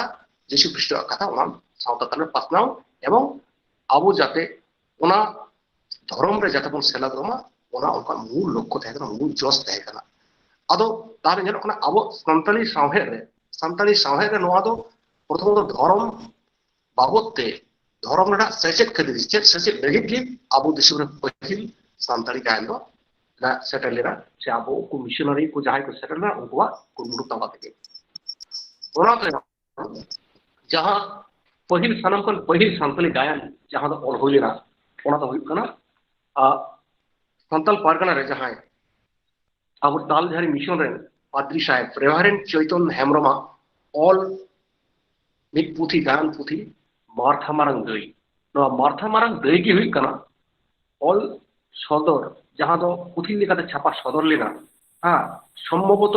1930 खन 32 सन नोआ अक्ते रे नोआ पुथी दो छापा सदर लेना और नोआ मार्था मारंग दई की अब संताली सावहेद ना सानाम खन पहिल छापा सदर गायन पुथी लेकाते दो नोआ लेखा कना आदो नोआ दो उनका के बना जॉयचिर नाटक लेका के जॉयचिर गायन लेका के नोआ मार्था मारंग दई रेना हो मेन जहां साताम तहे कना मूल जा दिसुदिसना कथा तहे कना ओना होय कना धर्म पासनाव ओना हो जिसुआ भावना चिंता जिसुआ महत्व ईश्वर धर्म कथा जहां गायन तहे कना मार्था मारंग दई ओना रको माने मूल साताम लेका तको माने साब राकाब लेदा एवं ओना सावता भिन्न भिन्न टोटा ओना किंतु ओना मार्था मारंग दई नोआ दो उदुग सदर लेना आदो ओना तायम बन नेला मार्था मारंग दई जहां पहिल पुथी छापा सदर लेना संताली सावहे रे गायन पुथी लेकाते ओना तायम आबो दिसम रे जहां को एक बार माने दिस हुदिसान एक बार बुझे किना जहां हर को लाहा है लेना उनको को मुद्रे साधु रामचंद्र मुर्मू पंडित रघुनाथ मुर्मू नुकुआ कथा पहिल रे लई गनोआ कारण अब कटा नागाम रे साहेब नागाम रे पंडित रघुनाथ मुर्मू जेमन सावता आरी गायन मेना उनका के नागामी गायन ऐतिहासिक नाटक हो गायन हो अब जल नाम दबुन उनिया कुरुमुटते अब सान्ताली साहेब बन नाम आकादा आदो उनका संताली कथा संताली गायन संताली साहेब रे जहां को हेकन पहिल से लेकर अबो दिसम रे जहां को ऑल बिरादर साधु रामचंद्र मुर्मू सुगुन हांसदा एवं सनम खन मारांग रे पंडित रघुनाथ मुर्मू कथा की हेल्प करा आदो नितो कथा दो हेकना संताली गायन साहेब रे हुल रे इन्फ्लुएंस जहां हुल बाबत अड़ी अड़े अरपात अबरे रूपचांद हांसदा गंके महादेव हांसदा गंके से आवरन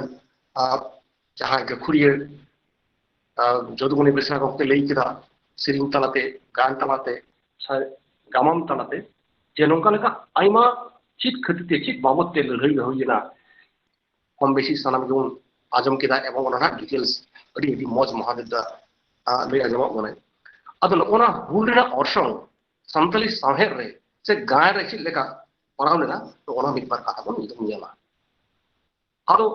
इटा इटा साहेब बन नेला कदा अब स्वाधीनता लहारे स्वाधीनता आंदोलन रे फुरगल लड़ाई लहार बन नेला कदा दीनबंधु मित्र बांग्ला साहेब रे नील दर्पण नाटक नोनवा गायन उन वक्त जहां को भिने भिने टोठा रे उदुग लेना जे ओना फुरगल लड़ाई रे दिसम रन हर उद्गव मिटे को नामे कना से ब्रिटिश सरकार नील को नको साहेब चित लेका अब दिसम रन हर चेन को ना चलना तो ओना नील दर्पण नाटक चितान माने जखन हाने उदुग कान देना उन दो आइमा दिसम रन हर फुरगल लड़ाई रे सेला तो ना मिटे उद्गव को नाम लेदा उनका की भिने भिने सुगर बन जाना कना खुदीराम बसुआ कथा जहां दो आजम केदा बन नोआ खुदीराम बसुआ जहां जीवनी चितान उनिया फांसी चित लेका होइलेना एवं ओना साथ साथ भगत सिंह कथा जे उनका मिटे हिंदी नाटक जहां गायन अंदना एक ख्वाहिश जहां दो रवि घोष तुम अनली ऑल कदा उनका को न्याल कदा जे भगत सिंह नाटक ये चितान उनका के द फॉरगॉटन हीरोज जहां दो भगत सिंह जीवन चितान ऑल कना उनका के आइमा बांग्ला साहेब रे से हिंदी साहेब रहो गान चितान रे माने उनका ऑल होई कना बिस्कइते जहां को माने उनको उद्ग्रिय जाय को था कना बंगाली से इटा क्षेत्र ओना को बांग्ला गान रे हिंदी गान रे उनको कथा ऑल होई कना ठीक उनका के आबवा संताली साहेब रहो जे उनका खुदीराम बांग्ला रे जेमन को ऑल कदा माने नेताजी सुभाष बसुआ जहां कथा को ऑल कदा जहां दो आमी सुभाष बोलছি उनका नितमान जेमन फिल्म हो तैयार कना मिथुन चक्रवर्ती जहां कराव कदा ना साथ बांग्ला गान हो तैयार कना उनका केवल संताली साहेब रे जेला कना उनते गुरु गंगे खन एहब कते तायम दार नित दबी हो आइमा गायन ऑलक कना अब हुल चिकन माने हुल दो एकेन 1855 साल हुल कथा तो बइन लेगा ओना लहारे जहां 1784-5 रे जहां बाबा तिलका मांझीवा माने अयुरते जहां लड़ाई एहब लेना ओना तायम बिरसा मुंडा वा जहां उलगुलान होइना से ओना तायम माने सिदु कान्हा हुल ऑक्ते की बीरबजला जहां लड़ाई हुइना रूप सिंह तामुल जहां हेलाई को इदे तो ओना को स्थानम किमती हुल रे मिटे अंश कना जहां तला दे दो अबो दिसम रेन हर माने नोआ को गायन जखन भिने भिने टोठा रे यलका अबो दिसम हर मिट जगह रे उद्गव को जमा अदो नय भिने भिने जहां लड़ाई लई के ती बाबा तिलका मांझी 1855 साल सिदु कान्हा हुल ओना साथे बिरसा मुंडा से ओना दो किंतु तायम दाराम आइमा अनलिए गान गखुरिए नोआ को कथा को साब रखा पकादा पहले की नोआ कथा जहां ले है जे बीर सिदु कान्हा अयुरते बाबा तिलका मांझी अयुरते और बिरसा मुंडा अयुरते जहां हुल से आंदोलन होइना अपना खेत हासा लगे अपना अगर लगे अपना दिसम लगे ओना को हुल रिया अड़ी अड़ी ऑर्सोंग यूरुलना सांतल साहेब केदा संताली साहेब रे नेला कना आइमा गायन ओनलिगे और गायना हको ला हाय लेना संताल हुल रिया नागाम दिसम ताला रे साप रकाब लगे ओनली को झरना कलमाते गा मायाम ते गाबावलन हुल रिया कथा हुलगरिया को जीवी आलाय रिया कथा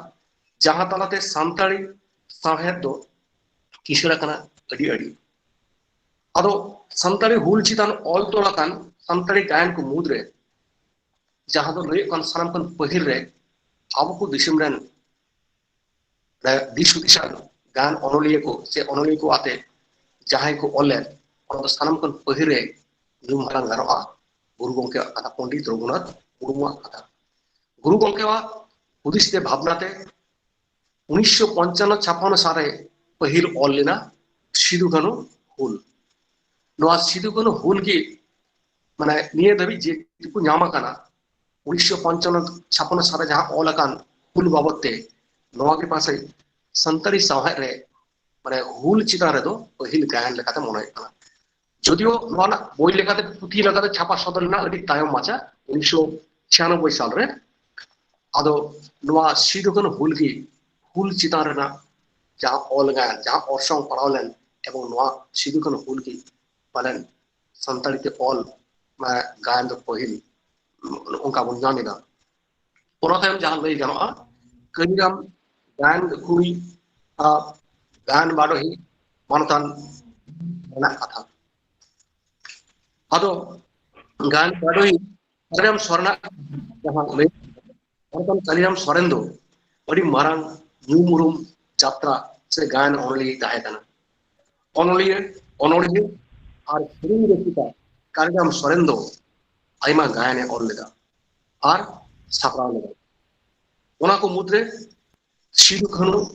युतुमान भी नागामी गायन दो एक न्यूम हलांग लेकान गायन ताहे कना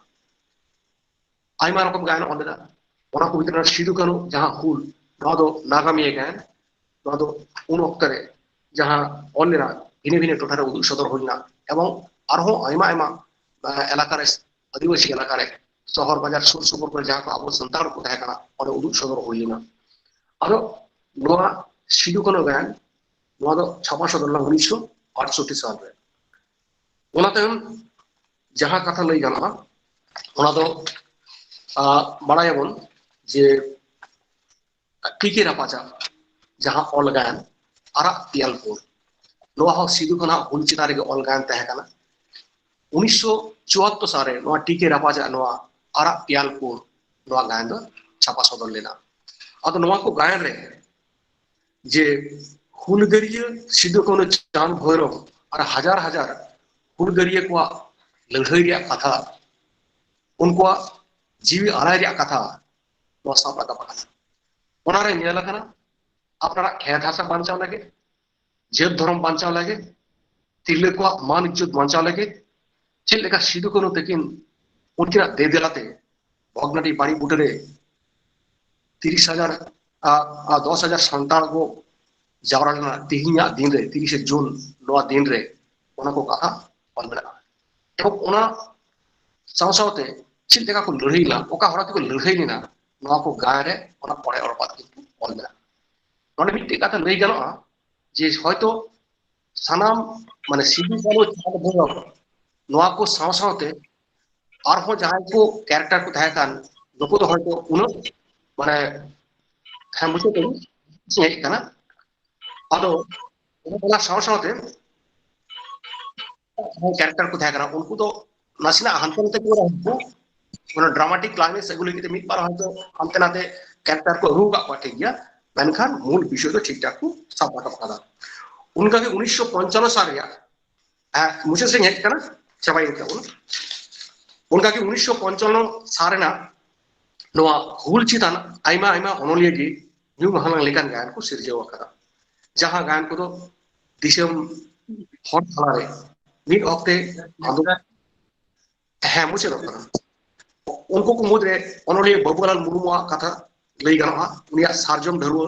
गायन दो न्यू महालांग लेकान पुती ताहे कना जहां दो 1983 साल रे छापा सदर लेना शांतिमय हाजदा रेडियो गायन हुलसे संगेल नवा दो ओना हो 80 शतक 10 रे लियो कना ओनली गोवर्चंद्र मुर्मुआ गायन गुरु आंचार 1988 साल रे नवा दो छापा सदर लेना कबिलाल मार्टिवा संताल हुल 90 दशक रे छापा सदर लेना उनका की नरेंद्रनाथ सोरेना ऑल पुथी सिदु कानु हुल 90 दशक रे छापा सदर लेना অনলিয়ে দুগাই টুডুয়া অলগায়ন হুল সেঙ্গেল যাহা তো পুঁথি লেখাতে ছাপা সদর না 1993 সালে ডক্টর বড় বাসকিয়া অল পুঁথি হুল সেঙ্গেল 2005 সালে আর ইয়ে অল পুঁথি হুল মিট কিচা দুলের কথা 2005 সালে ছাপা সদর না যাহা তো 2005 সালে পশ্চিমবঙ্গ পনেরো সরকার খন মানে শিল্প নাম লেনা उनका के सिधु कानू छाड़ा हो जहां को हुलगरिया को तहकना बाबा तिलके माझी नुकुआ हुल चिरा रहो नुका आयमा आयमा माने गायन ओलकना बाबा तिलके मुर्मुआ लड़ाई चितान न्यूम हलांग लेकान गायन दो हुई कना ओनली चंद्रमोहन मुर्मुआ ओल गायन बाबा तिलके माझी जहां तो 1985 साले छापा सदन लेना तिलके माझीवा नो जीवन चितान लड़ाई चितान प्रदीप हेमब्रम नुई हो 2019 साले नौका मिटे पुथी छापा सदन लेना उनका के उलगुलान चितान स्वपन प्रामाणिक 1992 साले नौका पुथी छापा सदन जहां तो बिरसा मुंडा जीवन बिरसा मुंडा लड़ाई नोआ को कथा ऑल सदर तहकना आदो मुचेरे निये कथा के लिया जे गान ओनलिए को चिदा चित खतिरते अब गान बन ओलदा चित खतिरते नागामिया हुल चितारे गान बन ओलदा नोआना मूल अजे दो हुई कना नागाम रेना लड़ाई अब दिसम रेन हर को तालारे साब राखाब যথাযথ ভাবে এবং ওনার সাথে हापेन दिन जुवन को उद्गव जाते को नामा दिसम रा कमी लगे सावता सुसे कमी लगे नोआ मिटे उनको हर ताराम डहार जाते बन ताराम उनको बन पाजा दारे को मा दिसम रा कमी के सावता सुसे लगे और ओना साथे ओना अक्तरना जहां सावता हरी विचार तया कना ओना अक्तर जहां राज हरी तया कना ओना अक्तर जहां चितर तया अब हर सावता समाज ना ओना को साफ राखा बने मिटे कुरुमुटु तया और साराम खन मरांग जहां जे ओनकम एक नागाम चितार ऑल गायन से सेरिंग से कहानी से आरहो जहां ऑल बिल को मिला नोआ दो नोआ को तालाते दिसम रेन हर मिटे जातीय रे सेंटिमेंट तैयार एवं जातीय रे सेंटिमेंट तैयार करते मिटे आबो को ताला मिटे जुमिद दाड़ी तैयार एवं जुमिद दाड़ी तैयार करते भलई कमी रबो ना दाड़ेवा मिटे जेद शब्द जाति शब्द और ओना को खरीदते ऑल बिल नोआ नागामी गायन से ऑल बिल से स्टोरी से शॉर्ट स्टोरी से आरहो नोका जा सेरिंग जों नोआ को बिराद लगती मिला और मिदम मुझे रे साम को गालोचिए को जंगलिए को एवं ओना साथे ऑल इंडिया सांतली राइटर्स एसोसिएशन जाय को मेरा बन सानम को मान जोहार बाड़ा जुगते हुल जोहार बाड़ा जुगते ये कथा मुझे केदा जोहार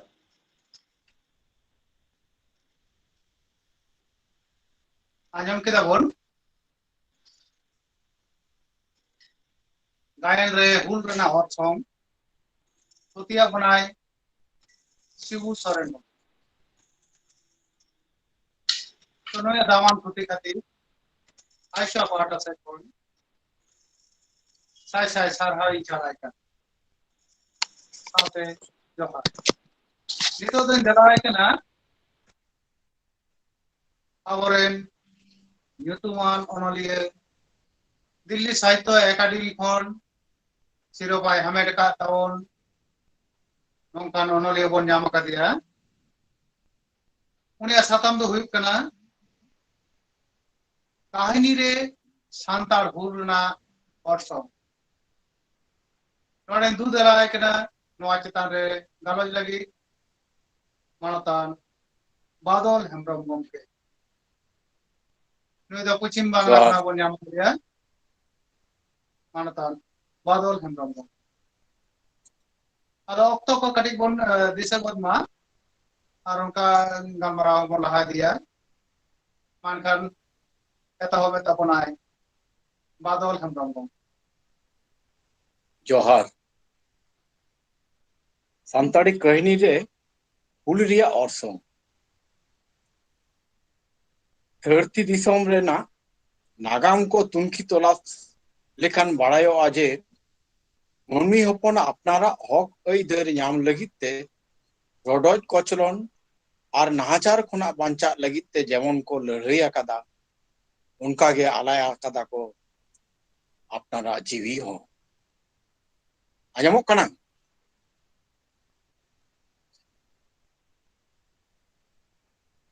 मनमिया आज लिखाते हुल से विप्लव दो बांग हुआ मनमी हपना रेंगेज राबांग नाहाचार खुना दोदोगो लगी आर बाखान अपनारा दिसोम रुकिए लगी नौकाना मिट मारांग अवस्था सिर्जनोआ जहां खातिर के हुल दो एहबोआ धरती दिसम तीना हपड़ा हपड़ा गण विप्लव से लड़ाई लगी नेहड़ा जगावना हुई अकाना अडी अक्तो के दिसम रेन राजरापाज शासनीय आरवाकान जोतदार जमीदार सूदखोर महाजन विरुद्ध रेगे लड़ाई दो जस्ती एहब अकाना और ओनागे तायम ते बीर सेंगेल से दावारों लिका जोड़ रखा अकाना नोआ दिसम रेन आदिवासी को हों उनका के को लड़ाई अकादा भारत रिया नागाम को पढ़ाओ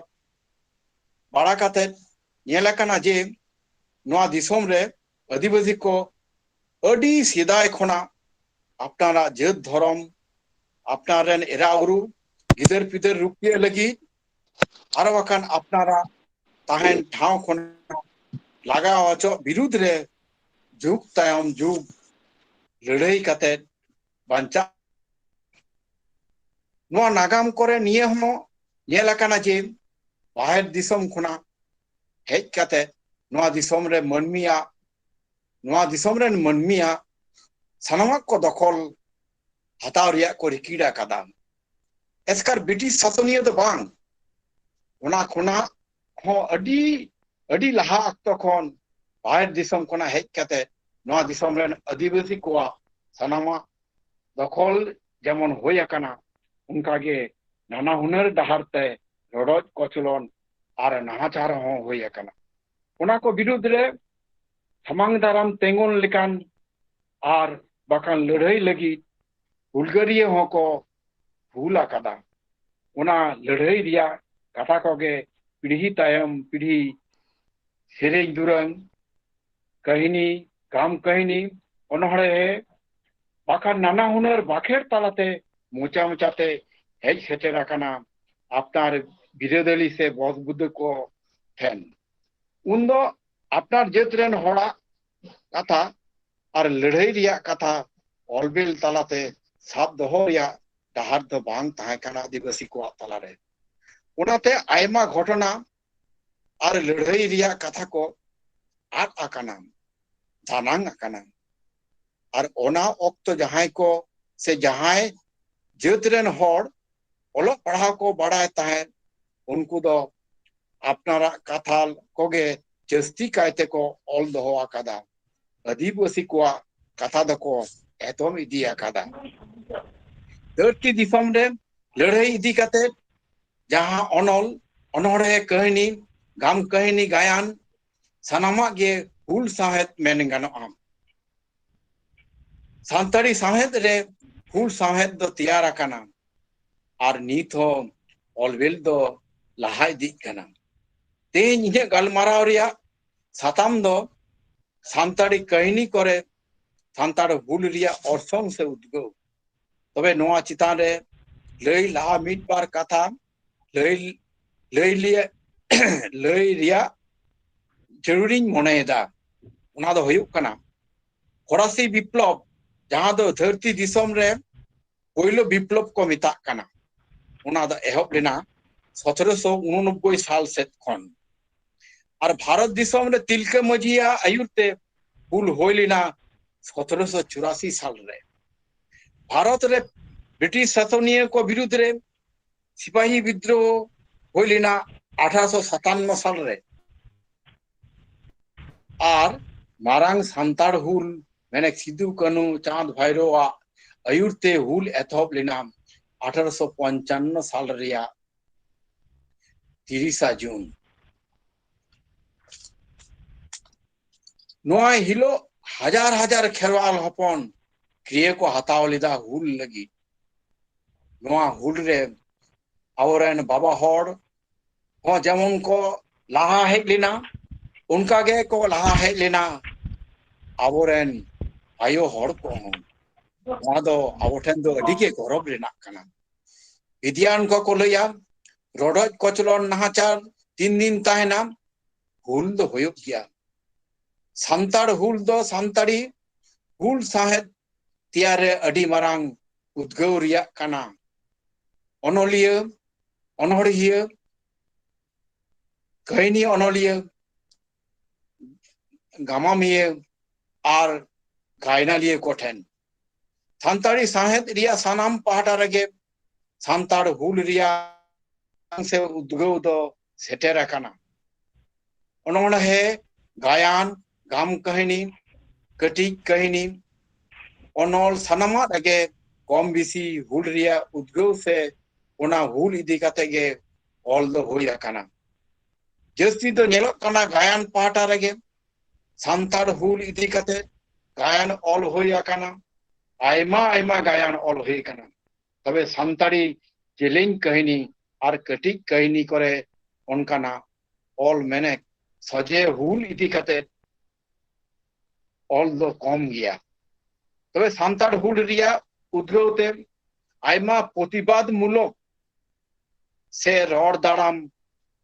कहानी दो ऑल होई अकाना और नीत हो ऑल हुयुक काना सानताड़ी कटी कहानी इदी काते लई लहा मिद बार जेलें कहानी से गाम कहानी रिया कथा कई लई इदे नोडे उना को पथब रिया युतुम मिद दो रॉबर्ट कास्टियारा इंग्राजी पुती हरमास विलेज उनागे सानताड़ी ते तर्जमा लेदा रॉबेन रूसन किसकुरापाज हड़मा आतो नितुम ते मेनगानो नवागे पोइलो सानताड़ी गाम कहानी सानताड़ हुल रिया पूरा घटना साब राकाब होय आकाना सानताड़ हुल इदी काते आर मिदटांग धामान पतब हुयुक काना ताराशंकर बंदोपाध्याय अरण्य बन्नी उना दो मिदटांग गाम कहानी काना नुआ दो ऑले एहब लेदा 1966 साल रे मेनखान नुआ ऑल सेन काते आयमा सानताड़ पाहटा आयमा सानताड़ इलाका करे उनी दो अचुर बाड़ा आकना आर उना जतो घटना को दोय उनी दोय सामटाव लेदा और उना तेगे उना ना पुती दिया गडंग दो सरीगे अडी जस्तिया तो नुआ दो नीत हो सानताड़ी दो तर्जमा दो बांग होया काना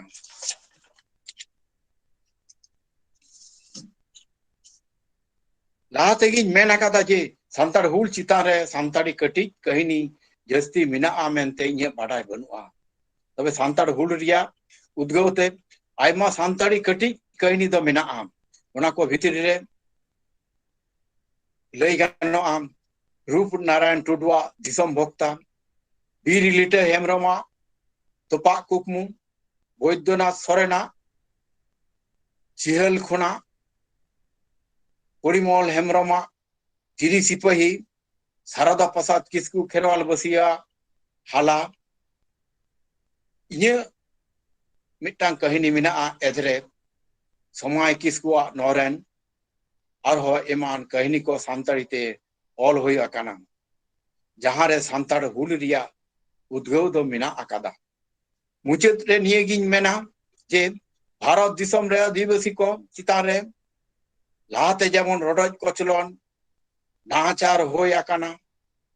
नीत हो उनका के होयुक काना कहानी ऑल तालाते खेरवाल हपन चेतन रिया जरूर दो नवा करते लई रिया जरूर दो बनु अकादा दारे ढिलाक चापात लेखान उना रेना ढेव दो अडी सहीन धबी सेनोआ उनका के हुल साहेद रेना गणंग दो मनमिया अंतर गहिर रे सेटेरोआ मने होयुआ तिलके मजी सिदु कानू चांद भाईरो ताको नीत हो ती तुल काते को उदो आबोन काना नाचार मनमी लगी लहा लगित ते जोहार जोहार नितो अबो को ताला रे तुति आंजमा बनाय मानतान बादल हेमरम गमके नुदो आयमा कहानी ऑल काता बनाय जहां कहानी को दे दिसो उनिया तो उचेन कांतेया एटा एटा भाषा ते उचेन कांतेया नुया ऑल बिल को मानखान नुई न्यू हला अनलिया बादल हेमरम गमके आयशा पाटा सेक्टर जोहार इन चाले कर मानकान जोहार निये तायम नवा आखड़ा रिन दिलाय कना नुई दो बड़ा गियाबन नितो दिल्ली साहित्य एकाडेमी रे कन्वेनर गमके मानतान मदन मोहन सोरेन नितो आबो को तालारे उनी दो अनहरे चितान रे हुलना अर्थ नवा इदी कते विभाग कथा देनो मानतान मदन मोहन सोरेन गमके दे दला सानाम को हुल जोहार नवा आखराते गेसेटर तौना सानाम को हुल जोहार रोड आजम कना तो आजम कना सानाम को इन्या हुल जोहार अड़ी अड़ी सरहाव मानतान लक्ष्मण किस्कू गंके तबे तेहेन भारत जगत सानताड़ी अनलिया गांवता पास्टा खन जहां आखड़ा सापड़ाव कना सानताड़ हुल दिसे कते नवा आखड़ा नि आखड़ा चचलावे भारत जगत सानताड़ी अनलिया गांवता नि पार्षद मानतान लक्ष्मण किस्कू गंके भारत जगत सानताड़ी अनली गांवता नि सुत्रेत मालते सुत्रेत मानतान रवीन्द्रनाथ मुर्मू गंके तेहेजा नवा साहेत आखड़ा आखड़ा उड़ाव के गखुड़ सानताड़ी अनणिये अनलिया मानतान यदुमणि बेसरा गंके इते गालोचे चाल के मारे भारत जगत सानताड़ी अनलिया गांवता रिनी पार्षद मानतान रूपचांद हांसदा गंके सावरे जहां गालोचिया को मेना पे ताबोआ महादेव हांसदा बादल हेम्ब्रम शिबू सोरेन बीरेंद्र हांसदा खेरवाड़ सोरेन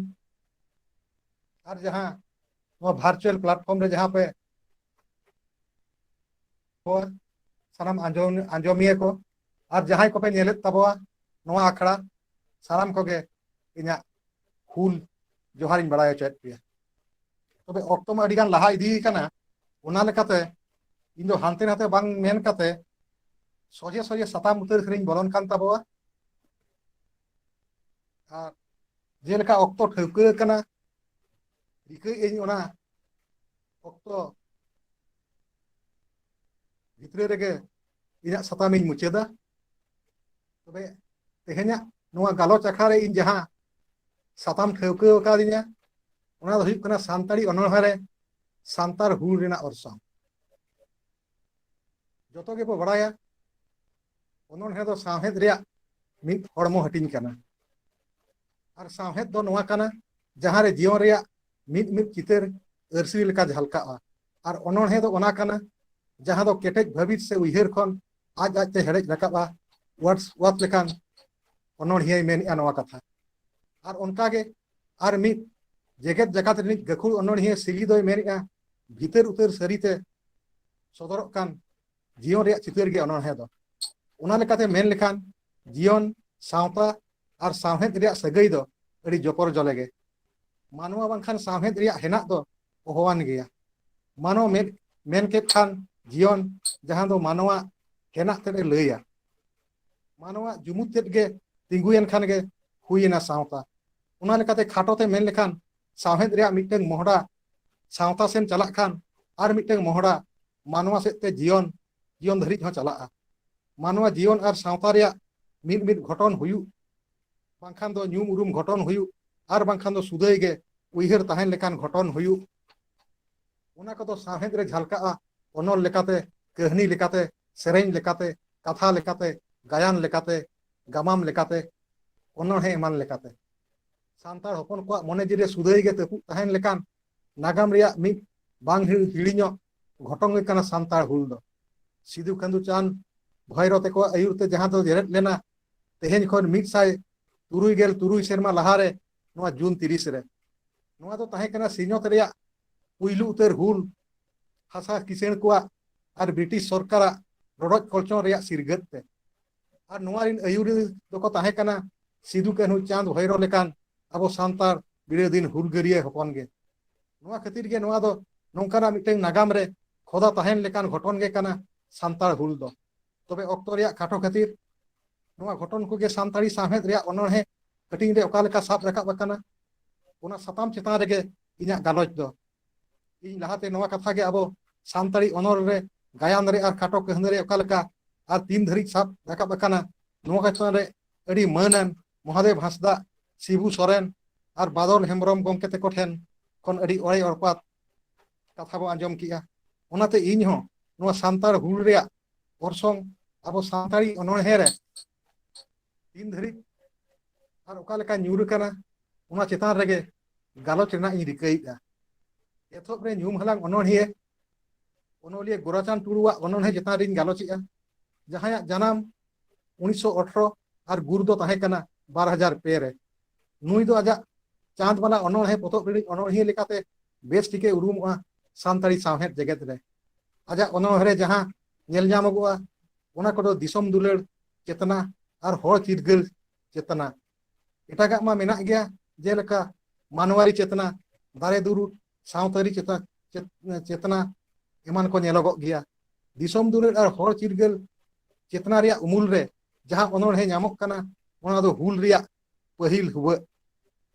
ᱢᱮᱱᱫᱚ ᱥᱤᱫᱩ ᱠᱟᱹᱱᱦᱩ ᱛᱤᱠᱤᱱᱟᱜ ᱟᱹᱭᱩᱨ ᱛᱮ ᱚᱠᱟ ᱦᱩᱞ ᱮᱛᱚᱦᱚᱵ ᱞᱮᱱᱟ 1850 ᱨᱮᱭᱟᱜ ᱡᱩᱱ 30 ᱨᱮ 10,000 ᱥᱟᱱᱛᱟᱲ ᱦᱩᱞᱜᱟᱹᱨᱤᱭᱟᱹ ᱠᱚᱣᱟᱜ ᱡᱩᱢᱩᱫ ᱨᱮ ᱡᱟᱦᱟᱸ ᱠᱚ ᱴᱷᱟᱹᱣᱠᱟᱹ ᱠᱮᱜᱼᱟ ᱦᱩᱞ ᱥᱮᱸᱜᱮᱞ ᱜᱮ ᱥᱟᱞᱜᱟᱣ ᱨᱮᱭᱟᱜ ᱱᱟᱜᱟᱢ ᱞᱮᱠᱟᱛᱮ ᱢᱮᱱ ᱞᱮᱠᱷᱟᱱ ᱚᱱᱟ ᱫᱚ ᱡᱩᱱ 30 ᱨᱮᱭᱟᱜ 3 ᱢᱟᱦᱟ ᱛᱟᱭᱚᱢ ᱢᱮᱱᱫᱚ ᱡᱩᱞᱟᱭ 7, 1855 ᱦᱤᱞᱳᱜ ᱜᱮ ᱥᱟᱞᱜᱟᱣ ᱞᱮᱱᱟ। ᱚᱠᱟ ᱦᱤᱞᱳᱜ ᱢᱚᱦᱮᱥᱞᱟ ᱫᱚᱛᱛᱚ ᱟᱨ ᱠᱮᱱᱟᱨᱟᱢ ᱵᱷᱚᱜᱚᱛ ᱛᱤᱠᱤᱱ ᱠᱚ ᱦᱮᱡ ᱠᱮᱫ ᱠᱤᱱᱟ 5 ᱠᱟᱹᱴᱷᱤᱭᱟᱹ ᱠᱷᱚᱱ 9 ᱠᱤᱞᱳᱢᱤᱴᱟᱨ ᱥᱟᱺᱜᱤᱧ ᱫᱤᱜᱷᱤ ᱯᱩᱞᱤᱥ ᱥᱴᱮᱥᱚᱱ ᱨᱮ। ᱱᱚᱣᱟ ᱜᱮ ᱛᱟᱦᱮᱸ ᱠᱟᱱᱟ ᱥᱟᱱᱛᱟᱲ ᱦᱩᱞᱜᱟᱹᱨᱤᱭᱟᱹ ᱠᱚ ᱦᱚᱛᱮᱛᱮ ᱥᱟᱱᱛᱟᱲ ᱦᱩᱞ ᱨᱮᱭᱟᱜ ᱯᱩᱭᱞᱩ ᱩᱛᱟᱹᱨ ᱦᱟᱵᱟᱜ ᱨᱮᱭᱟᱜ ᱚᱨᱡᱚ ᱫᱚ। ᱱᱚᱣᱟ ᱢᱟᱲᱟᱝ ᱦᱤᱞᱳᱜ ᱢᱮᱱᱫᱚ 6 ᱡᱩᱞᱟᱭ 1855 ᱨᱮ ᱵᱮᱜᱚᱨ ᱠᱟᱹᱭᱛᱮ ᱜᱟᱹᱨᱵᱩ ᱢᱟᱹᱡᱷᱤ, ᱪᱟᱹᱢᱯᱟᱹᱭ ᱢᱟᱹᱡᱷᱤ ᱟᱨ ᱞᱚᱠᱷᱚᱱ ᱢᱟᱹᱡᱷᱤ ᱮᱢᱟᱱ ᱥᱟᱱᱛᱟᱲ ᱠᱚ ᱢᱟᱦᱟᱡᱚᱱ ᱟᱨ ᱫᱟᱨᱜᱟ ᱠᱚ ᱦᱚᱛᱮᱛᱮ ᱦᱟᱹᱨᱤ ᱦᱚᱪᱚ ᱞᱮᱱᱟ। ᱠᱷᱟᱱ ᱫᱚ ᱥᱟᱱᱛᱟᱲ ᱠᱚ ᱢᱩᱫᱽᱨᱮ ᱮᱫᱽᱨᱮ ᱥᱮᱸᱜᱮᱞ ᱦᱩᱯᱛᱟᱹ ᱜᱮ ᱥᱟᱞᱜᱟᱣ ᱨᱟᱠᱟᱵ ᱮᱱᱟ। ᱚᱱᱟ ᱫᱚᱥᱟᱨ ᱦᱤᱞᱳᱜ ᱜᱮ ᱱᱚᱣᱟ ᱨᱮᱱᱟᱜ ᱦᱟᱞᱟ ᱜᱮ ᱦᱟᱛᱟᱣ ᱫᱤᱥᱟᱹ ᱠᱟᱛᱮ ᱟᱸᱜᱼᱥᱟᱨ ᱠᱟᱹᱯᱤ ᱛᱟᱨᱣᱟᱲ ᱨᱮ ᱵᱚᱨᱞᱟᱢ ᱮᱢᱟᱱ ᱦᱟᱹᱛᱭᱟᱹᱨ ᱟᱛᱮ ᱥᱟᱱᱛᱟᱲ ᱦᱩᱞᱜᱟᱹᱨᱤᱭᱟᱹ ᱠᱚ ᱨᱮᱞᱟᱣ ᱞᱮᱱᱟ ᱢᱟᱦᱟᱡᱚᱱ ᱫᱟᱨᱜᱟ ᱮᱢᱟᱱ ᱠᱚᱣᱟᱜ ᱩᱨᱟᱹᱫ ᱨᱮ। ᱟᱨ ᱩᱱᱠᱩ ᱦᱟᱹᱨᱤ ᱟᱠᱟᱱ ᱦᱚᱲ ᱠᱚᱜᱮ ᱨᱟᱲᱟ ᱫᱩᱜ ᱠᱚ ᱞᱟᱹᱜᱤᱫ ᱱᱚᱣᱟ ᱠᱟᱛᱷᱟ ᱜᱮ ᱚᱱᱚᱬᱦᱤᱭᱟᱹ ᱜᱳᱨᱟᱪᱟᱸᱫᱽ ᱴᱩᱰᱩ ᱟᱡᱟᱜ ᱦᱩᱞ ᱨᱮᱭᱟᱜ ᱯᱟᱹᱦᱤᱞ ᱦᱩᱵᱟᱹᱜ ᱚᱱᱚᱬᱦᱮ ᱨᱮ ᱢᱮᱱᱮᱜᱼᱟᱭ, ᱫᱷᱚᱯᱚᱴ ᱠᱷᱟᱛ ᱠᱷᱟᱹᱞᱤ ᱛᱟᱞᱟᱨᱮ ᱥᱩᱨᱠᱩᱨ ᱠᱤᱱ ᱛᱷᱟᱯᱱᱟᱜ ᱠᱟᱱ ᱫᱚᱨশন ᱛᱮᱠᱚ ᱫᱷᱤᱯᱟᱹᱣ ᱠᱟᱱ ᱨᱚᱥᱟᱣ ᱢᱟᱛᱟᱣ ᱦᱚᱲᱢᱚ ᱨᱮ ᱢᱟᱭᱟᱢ ᱠᱷᱤᱪᱤᱨ ᱠᱷᱤᱪᱤᱨᱚᱜ ᱠᱟᱱ ᱛᱟᱠᱚᱣᱟ ᱦᱚᱲ ᱦᱚᱯᱚᱱ ᱨᱤᱱ ᱫᱩᱥᱢᱚᱱ ᱢᱟᱦᱟᱡᱚᱱ ᱢᱟᱹᱴᱤ ᱨᱮ ᱛᱮᱦᱮᱧ ᱢᱤᱞᱟᱹᱣ ᱠᱟᱠᱚᱣᱟ ᱯᱚᱞᱟᱥ ᱠᱚ ᱞᱟᱹᱜᱤᱫ ᱦᱚᱴᱚᱜ ᱛᱚᱞ ᱫᱚ ᱫᱤᱵᱮᱱ ᱫᱤᱲᱦᱟᱹᱜ ᱠᱟᱱᱟ ᱠᱚ ᱥᱟᱱᱛᱟᱲ ᱥᱟᱹᱫᱷᱤᱱ ko ᱢᱟᱱᱟᱣ ᱠᱟᱱᱟ। ᱱᱚᱣᱟ ᱨᱮᱫᱚ ᱦᱩᱞᱜᱟᱹᱨᱤᱭᱟᱹ ᱠᱚᱣᱟᱜ ᱥᱟᱡᱟᱣ ᱥᱟᱯᱲᱟᱣ ᱨᱮᱭᱟᱜ ᱠᱟᱛᱷᱟ ᱢᱮᱱ ᱟᱠᱟᱱᱟ। ᱨᱟᱹᱜᱤᱛᱮ ᱮᱫᱮᱛᱮ ᱦᱚᱲᱢᱚ ᱨᱮ ᱢᱟᱭᱟᱢ ᱛᱟᱠᱚ ᱠᱷᱤᱪᱤᱨ ᱠᱷᱤᱪᱤᱨᱚᱜ ᱠᱟᱱ ᱛᱟᱠᱚᱣᱟ ᱵᱟᱹᱭᱨᱤ ᱢᱟᱦᱟᱡᱚᱱ ᱠᱚ ᱢᱟᱹᱴᱤ ᱨᱮ ᱥᱮ ᱦᱟᱥᱟ ᱨᱮ ᱢᱤᱞᱟᱹᱣ ᱠᱚ ᱨᱮᱭᱟᱜ ᱥᱟᱱᱟᱝ ᱛᱟᱠᱚ ᱦᱮᱡ ᱟᱠᱟᱱᱟ ᱢᱚᱱᱮ। ᱱᱚᱝᱠᱟ ᱜᱮ ᱱᱚᱣᱟ ᱛᱟᱭᱚᱢ ᱠᱷᱚᱫ ᱨᱮ ᱟᱨᱦᱚᱸᱭ ᱢᱮᱱ ᱦᱚᱪᱚᱭᱮᱜᱼᱟ, ᱫᱷᱚᱢᱚᱠ ᱫᱟᱨᱚᱜᱟ ᱫᱷᱟᱹᱛᱟᱹᱞᱤ ᱫᱚᱢᱚᱱ ᱞᱟᱹᱜᱤᱫ ᱠᱷᱮᱪᱲᱟ ᱠᱮᱨᱟᱨᱟᱢᱟᱜ ᱠᱟᱹᱵᱤᱡ ᱠᱚᱵᱚᱡ ᱞᱟᱹᱜᱤᱫ ᱥᱚᱯᱚ ᱥᱟᱱᱛᱟᱲ ᱠᱚ ᱵᱩᱥᱠᱟᱹᱣ ᱟᱠᱟᱱ ᱛᱮᱦᱮᱧ ᱠᱚ ᱛᱟᱬᱟᱜ ᱟᱠᱟᱱ। ᱚᱱᱚᱬᱦᱤᱭᱟᱹ ᱜᱳᱨᱟᱪᱟᱸᱫᱽ ᱴᱩᱰᱩ ᱜᱚᱢᱠᱮ ᱦᱩᱞᱜᱟᱹᱨᱤᱭᱟᱹ ᱥᱟᱱᱛᱟᱲ ᱠᱚᱣᱟᱜ ᱱᱚᱝᱠᱟᱱ ᱞᱟᱹᱲᱦᱟᱹᱭ ᱥᱮ ᱛᱩᱯᱩᱫ ᱵᱟᱠᱷᱨᱟ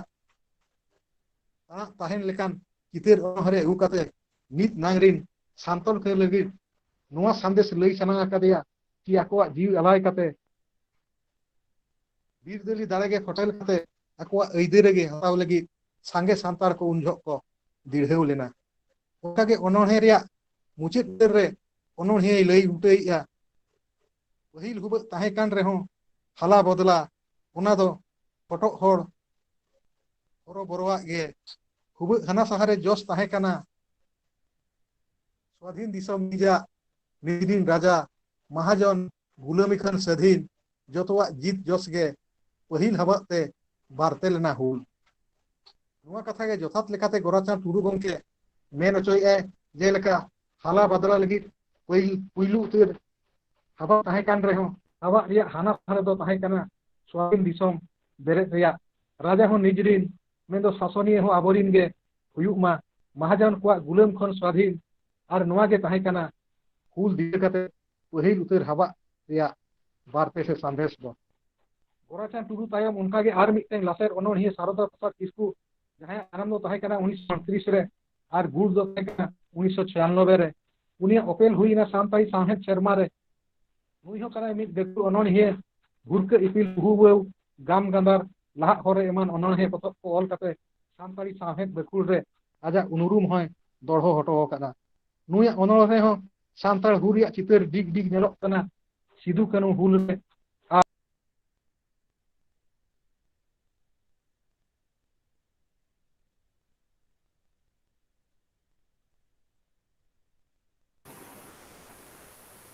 नेटवर्क प्रॉब्लम तनाय उनी आउट कने निदो को आपे सेलेक्ट दाले कने से बांग तो कोन तंगी जोगे कना और नते पार्षद गमके लक्ष्मण किस्कू हो उनी हो पले ना सहा कने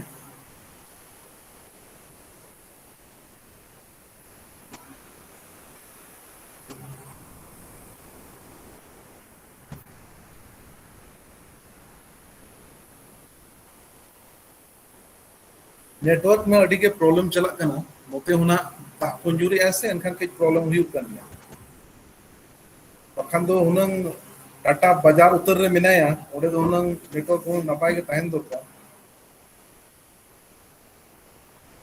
अदो भी घड़ी कोन तंगी जोगे कना जुदी सेलेक्ट दाले कन खन में नपाय के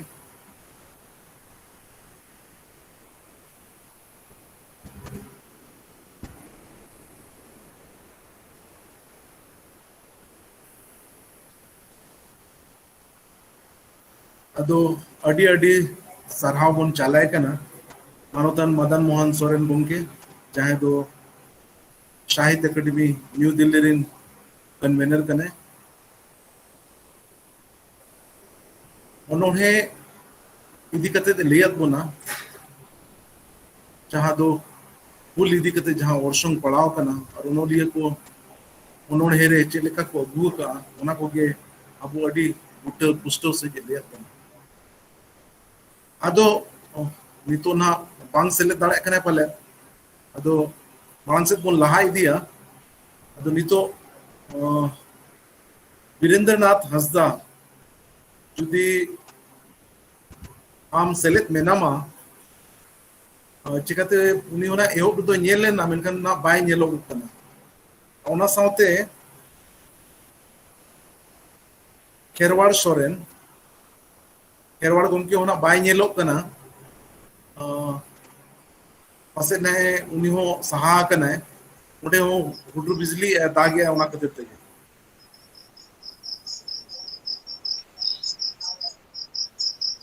वीरेंद्रनाथ हंसदा जुदी अबिन सेलेक्ट कना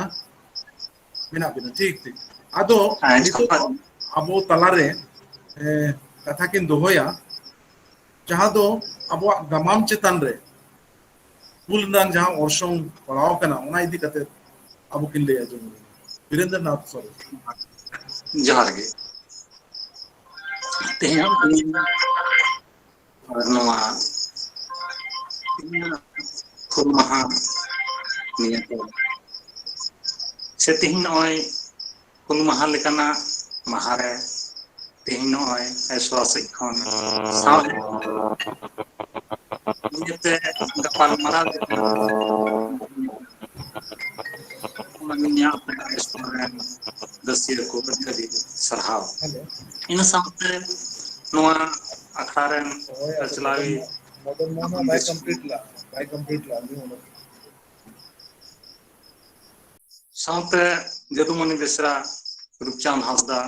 साथे निया लहारे जहां को रोड के तबुन उनको होइन से खन अडी अडी सरहाव सुबह होंके जहां इन सतामे एम अकाउद्दीन और जहां नियते रोड रोपड़िया ऑक्टे एम अकाउद्दीन ओना दो हुई कना संताली साहेब रिया जहां गमाम का नोएल का उमा चितान रे चित प्रभाव पड़ाव कना से चित औरसंग पड़ाव तबे नियल हारे थोड़ा गान संताली साहेब सेन लहा हुई तबुना संताली ऑल साहेब दो नियो ऑक्टे हरा बुरु रिया हर ढार रे मिना सिदाय ऑक्टे से पहिल मा ऑल साहेब बांग लिखा गे ताहेका मेनखान रोड साहेब तो अडिते किसार करे पुरुन गिता बुना और उना रोड साहेब दो मुचा मुचाते लय चपाल रोड चते दाराते चर्चा हिजुग कान नाना हुनर गाम कुदुम कहकु बिनती बाखेन सिरिंग दुरंग मान गे इटा इटा परसी त्यार साहेब कोदो उना परसी रेन हर सिदाय खन ऑल पढ़ाव को ताहे कामते थुती खन को पुथी चबा केदा मेनखान अबो परसी त्यार सनाम दिकान हर साहेब थुती खन निथबिते तोरिबुन पुथी भारत दिसम सधीन लहा दो संताली साहेतिया को कम ᱧᱚᱜ ᱜᱮᱠᱚ ᱛᱟᱦᱮᱸ ᱠᱟᱱᱟ ᱥᱮ ᱠᱚᱢ ᱧᱚᱜ ᱜᱮᱠᱚ ᱧᱮᱞ ᱞᱮᱱᱟ ᱯᱩᱛᱷᱤ ᱯᱟᱛᱷᱟᱢ ᱵᱟᱝᱛᱮ ᱩᱨᱩᱢ ᱩᱯᱨᱩᱢ ᱦᱚᱸ ᱵᱟᱝ ᱦᱩᱭ ᱫᱟᱲᱮᱭᱟᱠᱟᱱ ᱛᱟᱦᱮᱱᱟ ᱩᱱᱠᱩ ᱠᱚᱣᱟᱜ ᱟᱵᱚ ᱛᱟᱞᱟᱨᱮ ᱵᱷᱟᱨᱚᱛ ᱫᱤᱥᱚᱢ ᱥᱟᱹᱫᱷᱤᱱ ᱛᱟᱭᱚᱢ ᱫᱚ ᱯᱩᱛᱷᱤ ᱯᱟᱛᱷᱟᱢ ᱠᱚ ᱪᱷᱟᱯᱟ ᱵᱟᱲᱟᱭᱮᱱᱟ ᱟᱨ ᱚᱱᱟ ᱠᱚ ᱫᱟᱨᱟᱛᱮ ᱟᱹᱰᱤ ᱩᱛᱟᱹᱨ ᱚᱱᱚᱞᱤᱭᱟᱹ ᱠᱚᱠᱚ ᱧᱮᱞ ᱧᱟᱢᱮᱱᱟ और ñel ñel तेगी अड़ी उतर अनल अनड़हे कहानी नाटक सिरिंग इमान कोको ऑल केदा जाय बाहोक ओना दो सरकारी हुयो से बेसरकारी हुयो संताली साहेतिया कुआ नुना रिकेड़ ताहे कना ओना चितान रे नुना रस्क ताहे कना जे आकुआ निजे टाका पैसा एम कते पुथि को को छापा सदर केदा और संताली साहेतिया मुरई किछु को तिंगु पेटे किदा आदो नित दो हुल नियतिया था थोड़ा बन गलमाराव लगे सिदो कनो हुल जहां गेल इरगल साय मोड़ेगल मोड़े खन मोड़ेगल तुरुई सिरमा कभी तोंगे ताहेकान ओना निये ओनोड़हे नाटक कहानी सिरिंग इमान को दो मिना बड़ा गया संताली परसी ते मेंदो संताली भाषा ते निये को थार पुथी को हम मिना गया निये को थोकरिया पुथी को हम मिना गया संताली साहेब रे गमाम को हम नित्य नेल ᱧᱟᱢ बड़ा ओकान गया उना गमाम दो सावता अरी हुई अचु घरंजिया हुई अचु से नुंका लेका राजनीति पाहता हुई अचु मेनखान नोदे आबो जुदी बुन बेंगे तला लेखान सेबुन नेल लेखान संताली साहेब रे सिदो कान्हू हुल नियते गमाम पुथी दो संताली परसी तिया अडी कम गी से बांग लेका गी नेल ᱧᱟᱢᱚᱜᱼᱟ हैं पहिल दो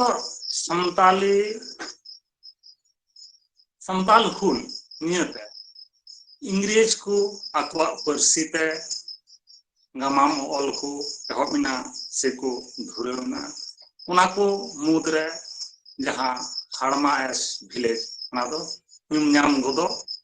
गमाम पुथी का गया मेनखान उना हो बांग मेन गानोआ जे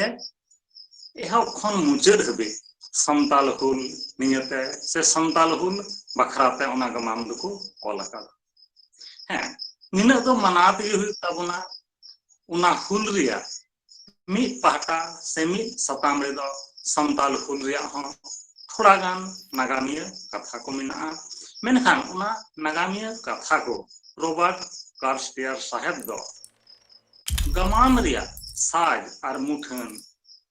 उनारे हरक कते अडी मजे सजाव कदा तबे नुंका लेकाते मेन गानोआ जे हाड़मा वा आतो पुथी रे जहां सिदो कान्हुआ हुलनिया कथा मेना उना दो नागामिया से ऐतिहासिक कान रे हो उनी गमामिया दो मिटेन साहेतिया दृष्टिकोण से नजर लेकाते ऑल कते उनारे ऑल सदर कदा नुंका लेका इन तायनम आरहों जुदी बुन नेल लिखान छोटराय देश मंजिया कथा उना हो पूरे उतर दो एहो खन मुचाद हबी दो हुल नियतिया उपन्यास से गामाम दो बांग करा जेमन लहान लई के लेका हाड़मावा आतो रिया मिन हिंस रे जेमन सिदो कान्हू हुल तिया थोड़ा गान कथा उनारे सेलेद मिना ठीक उनका गे रोया सोरेने लेका जहां छोटा देश मंजिया कथा उनारे हो उनका गे मिट पहटा से तलाño पहटा रे सिदो कान्हू हुलतिया कथा थोड़ा गान मिना तबे नोआ लेका रे नोडे जनामो कना जे जहां छोटा देश मंजिया कथा कान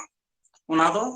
पूरा उतर ते हुल नियतिया गमाम पुथी दो बांग कना आर नोंका लेका इंग्रेजी गमामिया कुआ हुल चितान रे से हुल बकराते इंग्रेजी परसितिया ऑल को दो बई बई ते कपली इदीना आर नियकिन गमाम तायम दो इंग्रेजी परसितिया ऑल गमाम को दो बांग लिका गी नेल ᱧᱟᱢ ना निय तायम दो हिजुक कना तबे आरहों बांग्ला परसितेन सामहेतिया कुआ थोड़ा कथा एंते उनको कुआ nyutum हो nyumti ge हुयुआ चा जे हुलिए कथा को ऑल अकादा चाहे ओना दो अब संताली परसिते आलो हुयुमा बांग्ला ते हुयचो हिंदी ते हुयचो मेनखान हुलिया नगाम कथा सुटी कथा गमाम रिया साय अभानते गमाम पुथी से लटू सेड़ा गमाम पुथी को तैयार अकादा सिको ऑल अकादा ओना को मुद्रे मिटन बांग्ला परसी रेन गमाम ये हिजुक कना उनिया nyutum दो मेन गनोआ ताराशंकर बंदोपाध्याय ताराशंकर बंदोपाध्याय जहां गमाम में ऑलका बांग्ला परसी ते ओना दोबन बडाय गया ओना दोय nyutum अकादा अरण्य बोहनी तो बनवा अरण्य बोहनी खन गे थोड़ा गान कथा से उना भित्री खन गे थोड़ा पढ़ावन जोम मापे गे से उना गमाम निये थोड़ा गान कथा बोम तजबीज लिगे नुडे ओलेट कना नुआ गमाम रे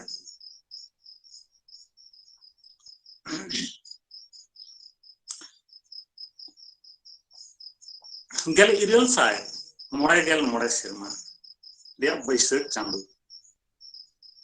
बैसाख बुंगा रिया सितुंग जड़ाम जड़ाम ते धरती दो अतारोक कना घास रोहड़ चबाव कना गई डंगरा काटा जम बाकु ᱧᱟᱢᱮᱫ कना हर कोआ ओड़ा रे हों हुड़ू बंगा सिरमा रे रिमिल बांग महाजन कोआ ओड़ा रे हुड़ू महाजन को मेनेता भार पंचा लगी ते जुमी ओला मेंदो संताल को कुमता को गई डंगरा मिहु मेरम एमो पे आर बखान हुड़ू बदल आले ओड़ा रे खेता पे तबे जे पे ᱧᱟᱢᱟ रिंधा आर बखान बांग नोय जे नोआ गमाम रे सिरजोन सोते प्राकृतिक सोते आया ऑल बेले जुड़ावका इतिहास से नगाम खन सहा कते नोआ दो हाहाड़ा रजगुत रिया कथा कान गया अरण्य बोहनी रे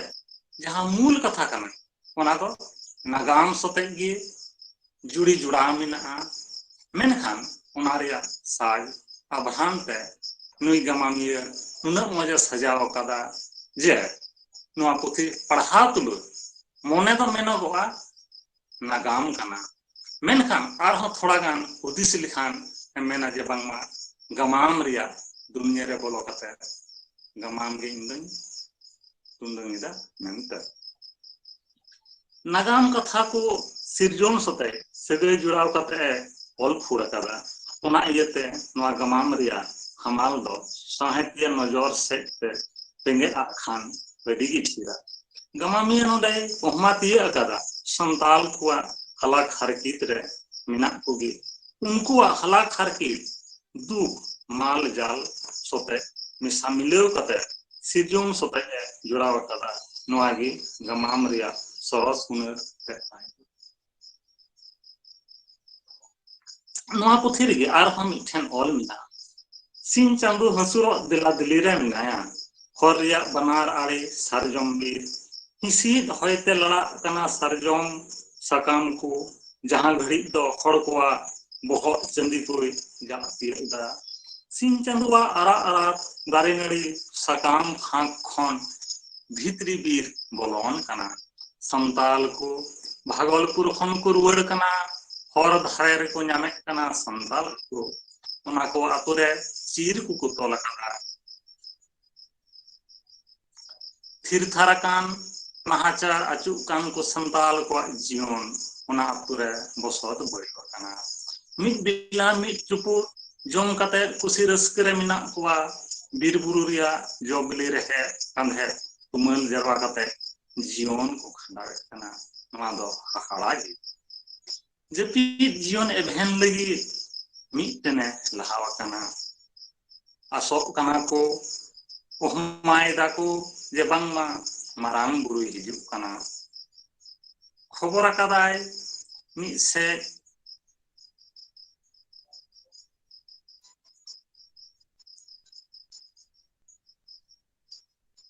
खबर इदाय मिद सज बय हारागोदो संताल कोड़ा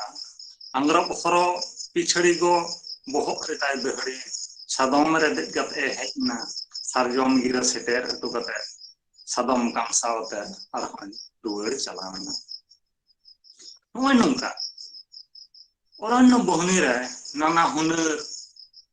मेंदो बाहा मालाते गेने गेने गाथावका सिरजन जी जियली सावते मानवा जीवन सावते हुल नियरिया कथा सगै को मिसा मिलाव कते अडी मजे ऑल फुड़ा करा नोआगे उनिया सरस ते दो से ऑल रिया हुनर ते दो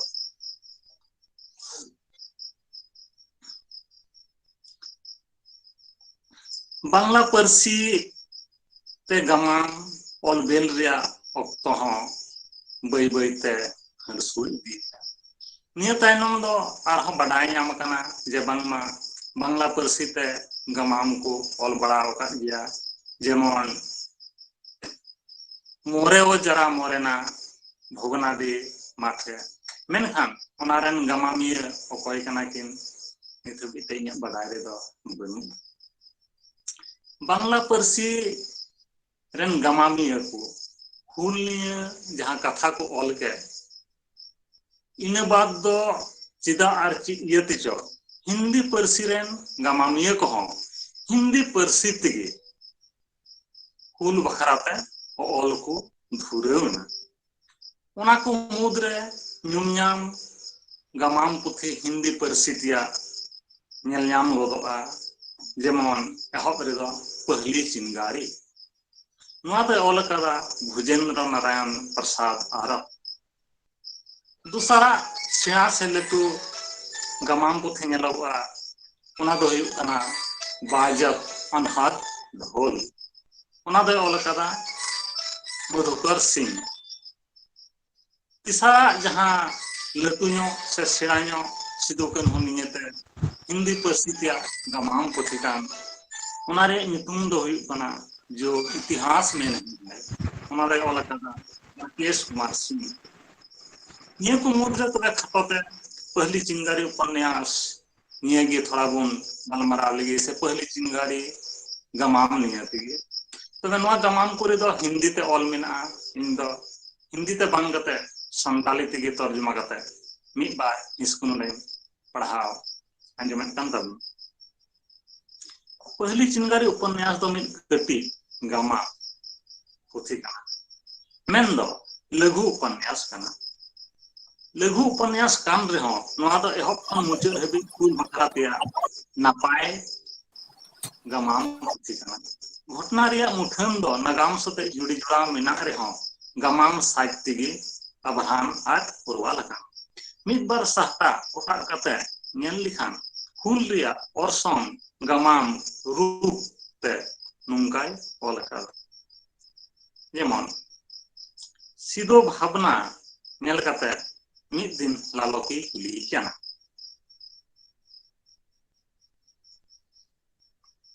चित कथा कना तिहिन गपा दो दुख चिंता रे डुबुज को चाएम तहन कना चिका जहाय सते एम रपोड़ा रपाचा कना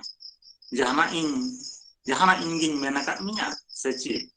से जहाना इंगिन दोष किदा नवा कथा लालोकी में किदा नवा कथा अंजोम कते सिदो तो रोड रुवड़िदा चीन लेमा लालोकी बांबुज दरिया कना हम दो और चीन मिकाला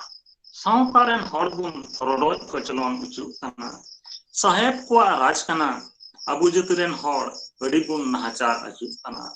महाजन को आबो जोंक लेका को जेंबे ना सरकार रेन आमला को दो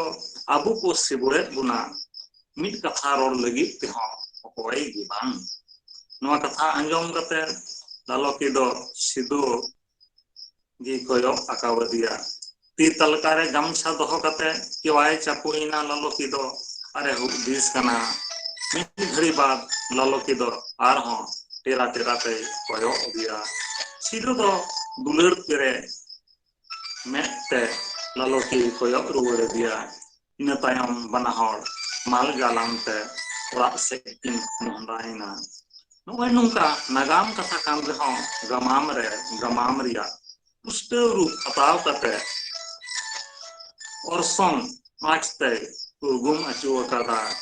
Bhujendra Prasad Narayan do ayak gamam putri perli singgari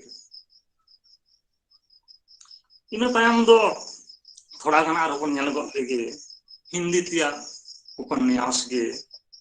jahan kan bajat anhat dhol jahan olaka Madhukar Singh